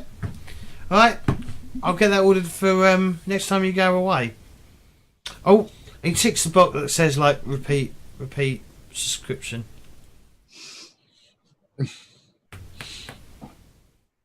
Excellent. Glad that'll help, certainly.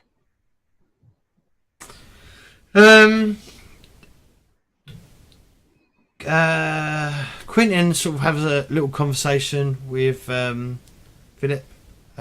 Obviously, Philip offers him a cigarette.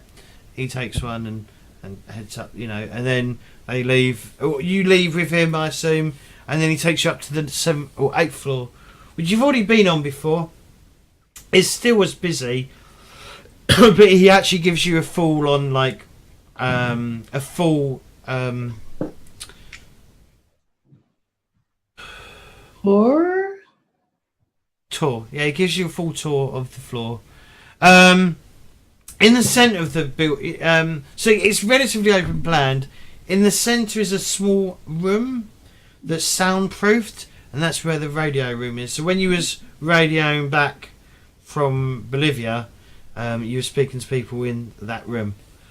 And if you're on a field and you've got a radio with you and you radio back to Caduceus, that's where this is the room where you'll be speaking to people in. And they're all smoking. I mean, everyone's probably got cigarettes hanging out their mouths. probably all smoking, Um, except Dick. he doesn't need to. He's high up enough to take in all the second-hand smoke. Yeah, But exactly. it's all this healthy air that he's getting. There's probably a window open as well. I mean, this is pre aircon, so, but it's not. Yeah. It's just Philip that doesn't keep the windows open. Yeah. It is, but it's March, so it's not warm yet in New York. He introduces you to the person who you probably will deal with the most here. This is the name I'm going to struggle pronouncing because I'm not sure how it's pronounced. We will help. His name is. Pleasure to meet you. Da-da-da. I wish. His name is Dr. Victor Gomez. Gomez. Gonsalves. What? Gonsalves, probably. Gonsalves. Gonsalves. That sounds right. I don't know. Is he Spanish? I think he's Italian. We could just call him Victor. I could call him Dr. G. Oh, we got double doctor. I want to call him Grumpy John Waters.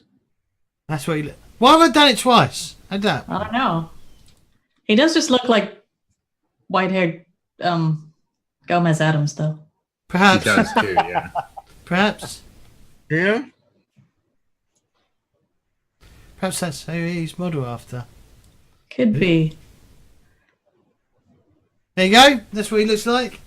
I've got a description for him as well. A mild-looking man of average build, well-oiled That's a hair. wild-looking man? Yeah. Well-oiled hair. I think greased back, basically. And a neatly trimmed moustache. He looks at you. He looks at you and then looks away and then looks back and holds out his hand. Oh, I'm Dr. Gon. How are you pronouncing it? Gonsalves. Gonzalez. Gonsalves. I think. Salve. I mean, that. I don't know what it's called. Thing Yeah, is I can't usually pronounced as a C, right, or a S sound. Francais. Oh, I thought that was a thing on my monitor. No. Turns out languages have other symbols as well. Look, my monitor's a little dirty, okay? I just haven't cleaned it yet. We know you can't speak American. Anything but. I mean. Me amo es biblioteca. I don't know what that means, but okay. That was My I name am a library. Oh, yeah. Or My like, name is library. I am the library. I am Try Polish names. They're the worst. Oh, yeah. Don't they all have like umlauts and stuff? Except there were about 3 W's in there and a Z. And you pronounce W's V's. Yeah. What? Mhm. No. Yeah. I can't do that. No. But yeah, he basically says he's basically the person in charge of like all of you lot. He's basically the head honcho, and the only person above him is Mr. Meadham. So any briefings, any reports will come to him, and if he has to, he will, give missions out. He doesn't generally deal with. I should really talk in character. He'll, but I'm not. I'm overviewing because we want to go on a break. But he basically he will explain that he's in charge of everyone here. And you do also notice he doesn't keep eye contact with many of you. In fact, he's looking around quite a bit at all of you. And then he tries not to make eye contact. And he explains that because he's in charge, he generally doesn't. He's generally not a handler of teams, of field teams. And he's also, he is a doctor, and yeah, that's about it, really. Like he's a medical doctor. Yes, I believe he's a medical doctor. Open up my little. Have I already got it open? Yes. I bet this doesn't show it because it's in the book. Oh, excuse me. You're in the book. In your Who face. It Your was me. face is in the book. Your name is in the book. Oh no! It is. What kind of book? Mr. Biblioteca. I am the bibliothèque. Yeah. But if he's the biblioteca, the book is in him. Dun dun dun dun dun dun. Yeah, he's a medical doctor. Did you say he has a job title, or did you just say head honcho below medium? Yeah, he is head honcho.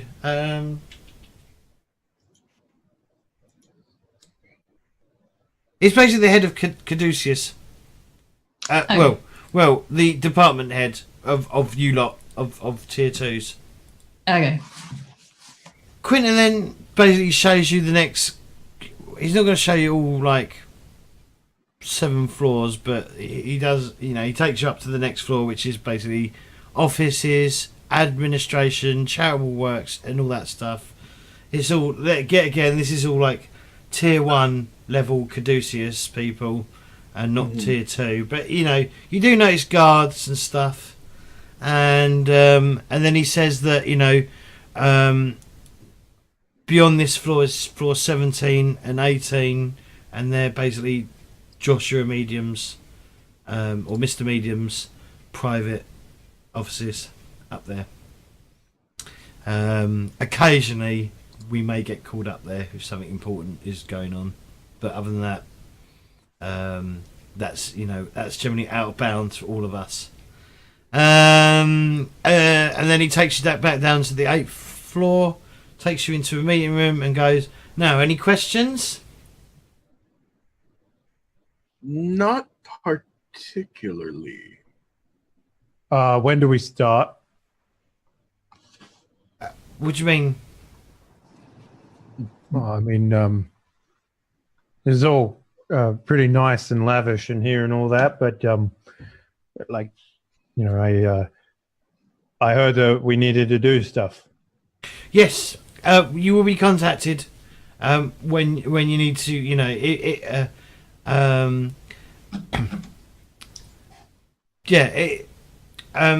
Just check in every day. If you need to do any training or anything, you can come in and get that.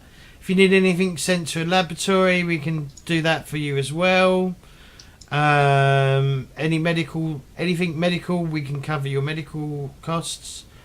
And also, we also like to offer our field agents psychology. Is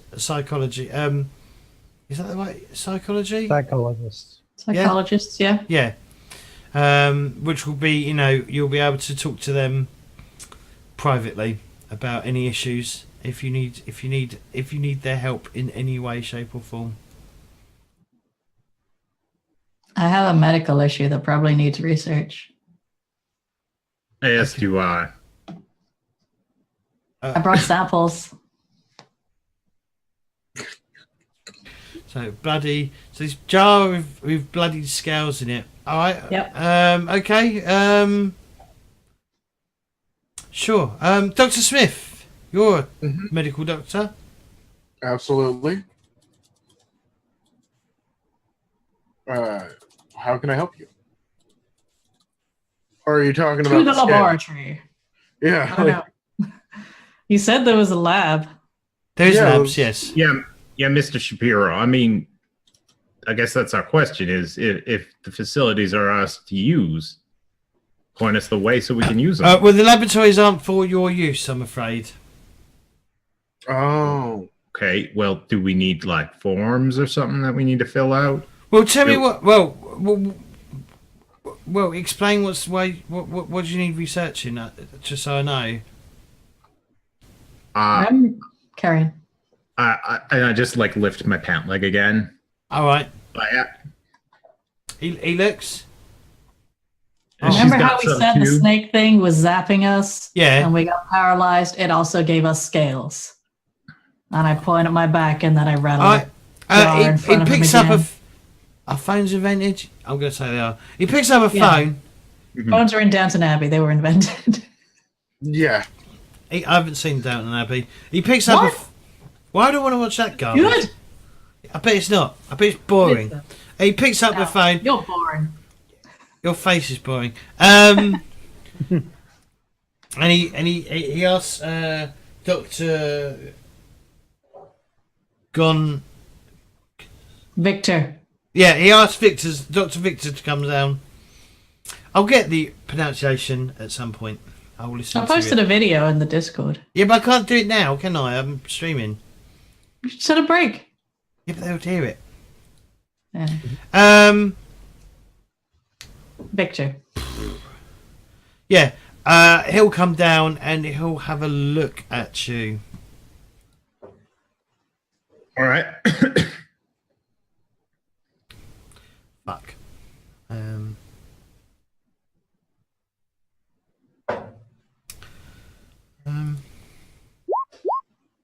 I failed it. Oh, so he's gonna basically just say like we'll have to look into it. Do you mind if I take some samples? Hang on, it looks like you've already ripped some skin out. Do you have samples? Here you go. All right. Give him the whole jar. All right. And he also looks at you, your knee, your ankles or whatever, your thighs or whatever, Dudley. It's like on his calves. And he'll take some samples from that as well. Doc, you got anything for this? I mean, I don't know if it. An ointment? I mean, I don't think there's anything. I mean, yeah, he is very casual. What's wrong with that? It itches something fierce. Maybe go check the pharmacy, see if they've got any creams or anything, any ointments you can put on, just to alleviate that for the time being. Maybe some moisturiser or something. I can just go look through the pharmacy. All right. There's one down the road.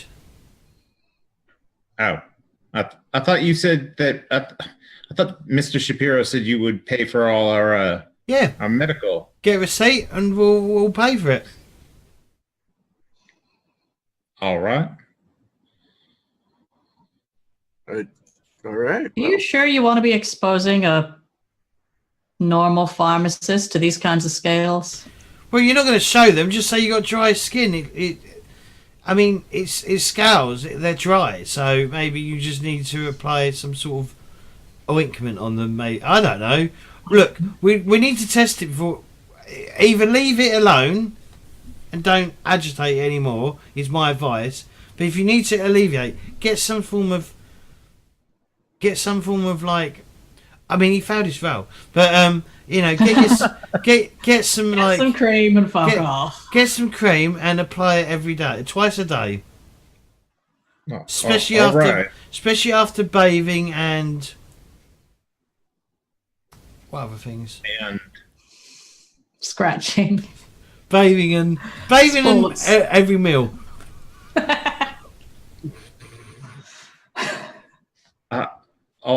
All right. Thanks. And 6 times a day. I gotta go. and he'll damn- disappear. Buckaroo. He disappears and takes the scales somewhere.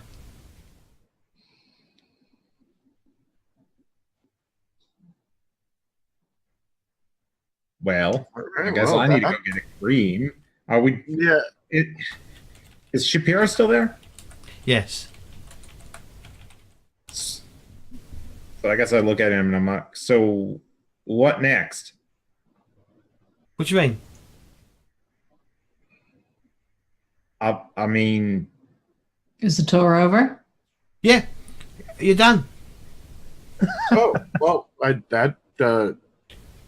well, you're just gonna call us when you need us or something? Well, the facility. Oh, in fact, I almost forgot. He hands you all a key. I added to my key ring. Yeah, me too. Basically, Yeah, I it's, have a it's thought. key. It's basically keys to the kingdom. No, it's the keys. It's the key for this. For the floor 7 and 8. Secret entrance keys. Well, okay, Not really. but yeah, it says door secured with key locks. So you're given Yeah, like private floor keys. We're special. yeah, but you can obviously access it through the lift. No, you can't. No, that's No, a you- private lift. No, you can. You can. I think. Yeah, the Oh, key you with reached the close lift. to. Yeah, there's no key. This is weird. Okay, so yeah, so you needed the keys to access these floors. Yeah. So no one disabled works on these floors. Apparently not. Apparently not. All right. And yeah, he goes, well, you know, you've been away for, you know, you was away nearly a week. Maybe. Well, he's not going to suggest anything, but he says, you know, you're free to go now. But you can come here anytime you need. The building is 24/7, 365 days a year, even Christmas, if you need to. And your pay will be sent to you in a check form. Excellent. Okay. You'll be paid American dollars. Okay. Oddly specific. Maybe I want Australian didgeridoos. Well, Hey. the dollar isn't the strongest currency at this time. I don't think we're really international jet setters in our leisure time. Pound. Yeah. The British pound is the dollar, is what the gold bullion is set upon during these times. I watched a documentary on it. Really, it was interesting. Okay. But anyway, Dollary dues. but yeah, you're let to. I went to say dollaridoos. I'm sorry. But you can all go. Yeah, you can all bugger off now and do whatever. Aha! Oh, yes, that classic American expression. What Bugger bugger off. off? Yep. Bugger off. Very American. Much American. How do you know? It's 1930s. They might be more like this than not. Maybe it is. Maybe bugger off is an American term that we accidentally picked up during the war. Could be. Yeah. Or it might not be, but who cares? So yeah, he says, yeah, you're free to go. All right. Well, I guess I'll leave. And if there's nothing else to do here today, then Dick will make his way and go training, I guess. Like preparing. I thought for you the was all next going to battle. go out for a meal, but okay. There we are. Yeah, we can do that. Absolutely. Yeah. Oh, yeah, our team bonding dinner. Team Mhm. bonding Lunch. dinner. And then Dick is like going to punch everybody out apparently at the restaurant. It'll be great. Build character. You I'll will lose my go. license to do that. I assume you will go in the Scarab. Yes. Hmm. I invite that's you all a to take good my plan. ride. Yeah. The Yeah. Stout Okay. Scarab. Beautiful. It's the finest work of art. Where do we want to go? Well, I mean, anywhere is good. I mean, I don't have any dietary restrictions, so we can Whatever we fancy. No, you're not on a strict schedule for boxing? As I said, I don't have a bout for a while. Uh-huh. That's fair. Let's Italian? get ourselves some fine American burgers. All right. After all that Bolivian grubby rice. So much rice. War zone rations, no thank you. I want a nice big steak. All right, so it looks like we're going casual. Let's find the grill. Let's find a nice little casual dining restaurant. A Denny's. They even exist back then? I don't know. But they do have steak and burgers. I'm sure that'd be like. Find out. If they did, they were probably like that was the time where they were good. Yeah. But made in lard. oh yeah, because everything's made in lard and beef tallow. So, Nope. so, Damn it. 1953. so that's the car. That's what the car looks like. Look how crazy it is. I guess I should share it with you guys. Let's see that. Oh yeah, I don't see it. little video. He's posted it in chat. Oh, It's like someone stretched out a beetle almost. Like they went. oh my god. Yeah, it's a stretch beetle. I don't even know if I'd fit in that thing. You would. You would. There's His a lot of knees space are in like it. right up to the. No, there's a lot of space in there. I watched a video on it. Someone was reviewing it on YouTube. Oh, there's loads of space. Jeez. Was it a series of Google image. clowns reviewing it, James? No, it was real. I watched some. It appeared on my feed for some reason. I was like, "Oh, the scarab." I might watch that because Clayton's got a scarab. And the door opened. The driver's door opens like really wide because it's like on double hinges or something. My God. So no matter and the steering wheel moves. You can move the steering wheel, so you can pull it closer or push it further away. Yeah, like it was. Loads of space. It was designed by a guy that did aircraft. I actually did a little research on it. It's so There's only like 50 left in the world as well. yeah. It's a rare car. Like stupidly rare. Doesn't even look like it goes around corners. It does really well. Well, it's America. You don't need. They don't worry about them. They don't do corners in America. It's There was less traffic then. use the Corners wall and are other cars. back. Let me tell you, those blind spots though on that thing. I don't think they Again, there were fewer cars. Yeah. No, I Look love forwards. the sideways seat. It's great. Well, the sideways seat is movable. It's not anchored down. You can move it where you like in Oh the car. shit. Oh my God. That heightens the safety level. Just Yeah. a floating seat. It's something to run They didn't- into instead of another car. Well, none of them. If you look, none of them have Yeah, got with seat seat belts. You know, they None weren't of even those seats are invented. anchored. No, I think some of them would be, but I'm looking at them. The Flickr picture I posted, they do not look anchored at all. no, that's They're on top of the carpet. hang on. The driver one looks possibly because Mm, the center rail there. maybe. But every other one looks like it's adjustable. Yeah. Like, I mean, like, as far as we know, we're only going 20 kilometers an hour. Yeah. Yeah, they are going to be slower, but you know. Yeah, high-speed chases maybe as fast as walking. So. High speed chase. The horse is going faster than us. Well, you got space to stretch your legs out anyway. Exactly. It's good. It's build character. So I'm assuming we all get to the restaurant. Yep. We take the smoking section, of course. Okay. So- I don't think there's any other No. option. I don't think there's any other option. No. not at that point. It did No. eventually get sorted to smoking and non-smoking.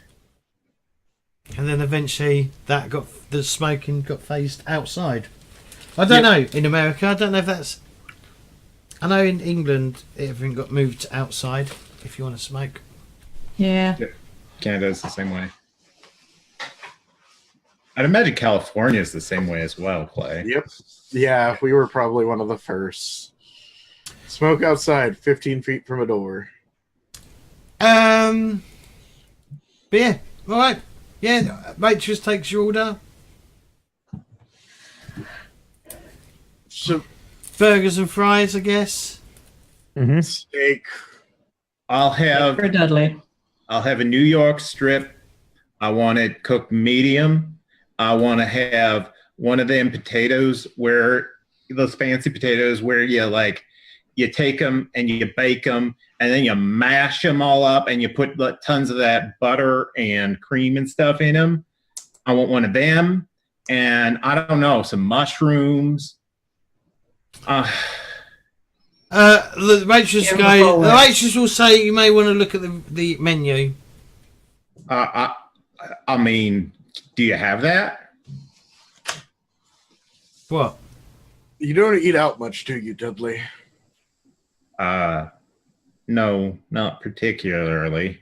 That's waitress. He wants a steak cooked medium. Well done, yeah. It's a steak, well done. Okay, yeah. No, medium. Well done. Right, brilliant. Medium. Medium, well done. Okay. Oh my god. No. Medium rare. There. We don't do meat. We do well done, and that's it. Oh my god. No, they don't.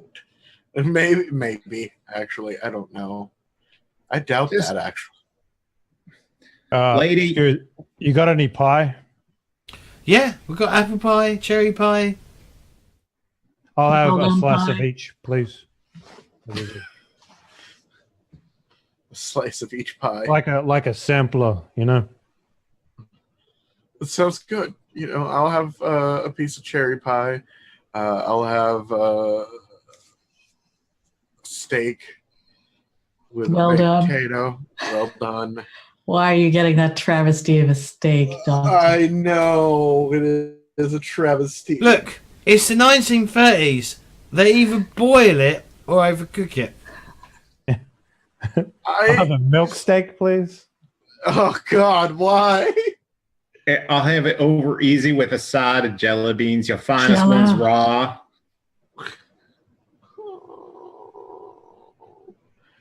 Right, whatever. You order your food, they bring it out. Mm-hmm. I'd like to order some fight milk. Make bodybuilders have a security guards. Get what you get what you're given. Dudley, you have your rare whatever steak. Slab of charcoal. Charcoal. It's fairly charcoalish. Might have been boiled at some point as well. You're Yeah, not- you have some. Yeah, you got some potatoes, sort of mashed slightly, with some milk poured on, and a bit of butter. Whatever. This is 1930s. This ain't 2020. They understand cooking at that No, time. they didn't. They boiled everything. You sure you're not just thinking of England? No, they did it in America. I guarantee you. Captain America says it in Winter Soldier. He goes, "Yeah, food's a lot better. They used to boil everything back then." That's us told. Yeah, and that's not an English person. Marvel that's said it. American. Marvel said it. So it must be. I almost want to just set the headset down and walk away. So after the waitress drops off our food and we've done our, slow eating, I guess. I don't know if you guys eat it, but I will turn to them and was like, "So, what's the deal with that scale stuff? Is that like a tattoo?" I'm not entirely sure. As a doctor, they were shot with that laser thing, for lack of a what better now? the snake laser. It paralyzed them, and also That didn't help too much more with the. What do you mean, like snake laser? Like came out of like a snake head that was a statue. Like out of the snake statue's eyes. And the only reason why I didn't get hit was because I used a blanket. Blanket took a hit for me. Just what exactly am I doing with you? What exactly? Because I was told that it was a deal of a lifetime. And it sounds like you guys are doing some weird shit with drugs. I wish there were more drugs. I wish it was drugs. I really wish, Dick. But you appear to be the muscle next to Dudley. And you are going to be assisting us as we dive deeper into Ethel, Snake Society. Well, actually, I was told to that my experience with explosives would come into handy, and I thought that was like a pyrotechnic sort of thing, because most people don't really get much hands-on experience with actual, stuff like that. So, oh no, we threw plenty of grenades and various other things while we were in Bolivia, so that would actually be quite useful. I appreciate that. Thank you for informing us that you have more than your fists. I just remembered I stuffed dynamite in my backpack. I probably shouldn't have left that in Queens. Well, as far as I know, that stuff's fairly safe. I don't see any reason why it wouldn't be a problem. I mean, hear an explosion. Absolutely, it should be fine where it is, Dudley. Except around trains. Yeah. As far as what you're getting into, I'm not even fully convinced of what's going on, even though I've seen a giant snake and a mummy and hideous monsters. Well, you seem all right. Like most people I did my tour with, they didn't come back too good, if they did come back at all. I understand it, much like Dudley's brother, much like yourself. I understand shell shock is a hell of a thing. Did they even understand it back then? I don't think they did. They called it shell shock. They did call it shell shock, but that's exactly what it was. It was just like, oh, they've been to war. They're just fucked in the head. It's pretty much, as far as I can understand, that is how it went until like psychologists finally sat down and they're like, oh no, there's a lot more to this. My granddad suffered from it. So I'm gonna put like a fry in my mouth and be like, well, let me ask you one thing then. If this is real shit and not just some make-believe stuff that for some reason I thought it was earlier, don't know why, but if it is real stuff, what exactly are we dealing with here? Like, did you see combat? We did see combat. Like I said, there was the monkey that fired fire at us. No, I don't want to hear none of that bullshit that you're talking of. I want to hear like whether or not you actually got into armed conflict with another person. Yes, the Bolivian soldiers that were under mind control repeatedly tried to shoot at us. I'm trying my hardest to understand this, but you're saying stuff like mind control and monkey guns. And You're not trying very hard now, are you, Dick? Dick, basically, the guy told them to shoot. Now, when your superior officer tells you to shoot, you shoot, right? Right, That's Dick? not mind control, though. You grasp mind control, but you don't... basically, they didn't have a choice or they were going to be killed. Does that work? They didn't even remember what was happening. Yeah. They were on drugs, and they were just told to kill. Does that work? Oh, I understand that much at least. Yeah. All right, there we go. So, yes, we were shot at. What's this about a monkey, then? Look, Dick, has nothing weird ever happened to you in your life? Nothing strange? Or nothing that I couldn't be told of why it was the way it was. You sure of that? Because we've seen some things that I can't explain now. I'd seen something beforehand, too. And I tried to explain it. I couldn't really. Well, what did you see? I mean, you heard a lot of what we saw. Oh, I mean, My dead brother, out of the blue, in the middle of the jungle in Bolivia, died in the war.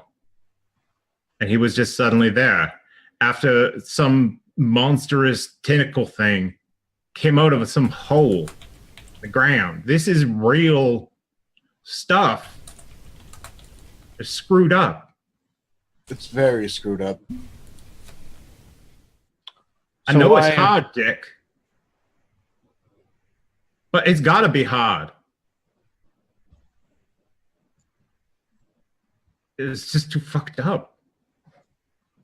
So why are they sending people that don't know nothing about this stuff to do it? Because we get the job done. It's very true. Well, all I know before they sent us into what we did is that they told us what to do and they told us where to look, and then we did what we did. But it sounds like you guys were told to do God knows what. I don't really understand it, to be honest. But I don't know nothing about what you guys saw. And honestly, I hope they pay well. We'll find out. But I will say this. Stick with us. You're going to see some shit that you ain't ever seen before.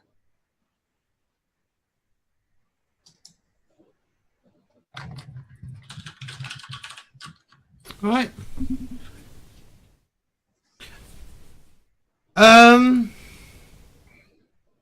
I see. So yeah. So you'll probably finish your dinner or meal. Pay the lady. Mm-hmm. And then and then obviously Dudley, you're not going to be about for a couple of weeks or a month or two, and then we'll bring you back in when we get a chance to. Yeah. Sweet. So what are we assuming here? Dudley's off on medical leave. Yes. He's gotten ill. He's not handling. Maybe he's being scienced for the scales. Yes, maybe that's what you're doing. Seeing if they can figure something out with your scallies McScallies. Your boiled scales. Boiled scales. But I like that idea that Dudley's kind of stuck being the lab rat for. Well, I mean, yeah. The other thing as well is you're probably not dealing particularly well. Like, you know, you've clearly shown that you're not dealing very well with the scales, and the fact that you saw your dead brother in the middle of the jungles of Bolivia. Yeah. So they might be keeping an eye on you. I suspect I'm going to be in to see the psychologist. Yes, you will. Yeah. Good. But I think because we've got to swap over with Selena or Minnie and Potato Fishy, I think we might wrap up here, and then next week we'll be cracking on with the actual story. All right. Yeah. So what we're going to do, I'm going to go around the table, get people to give themselves a shout out, and then I'll wrap up, and then we'll call it there. So, Henley. Yo, what up? You can find all my stuff over at youtube.com/Henley, and I just released a new game on Switch. You can go check it out. It's Warlocks 2, Godslayers, and yeah, that's about it. Thanks for watching. Fishy.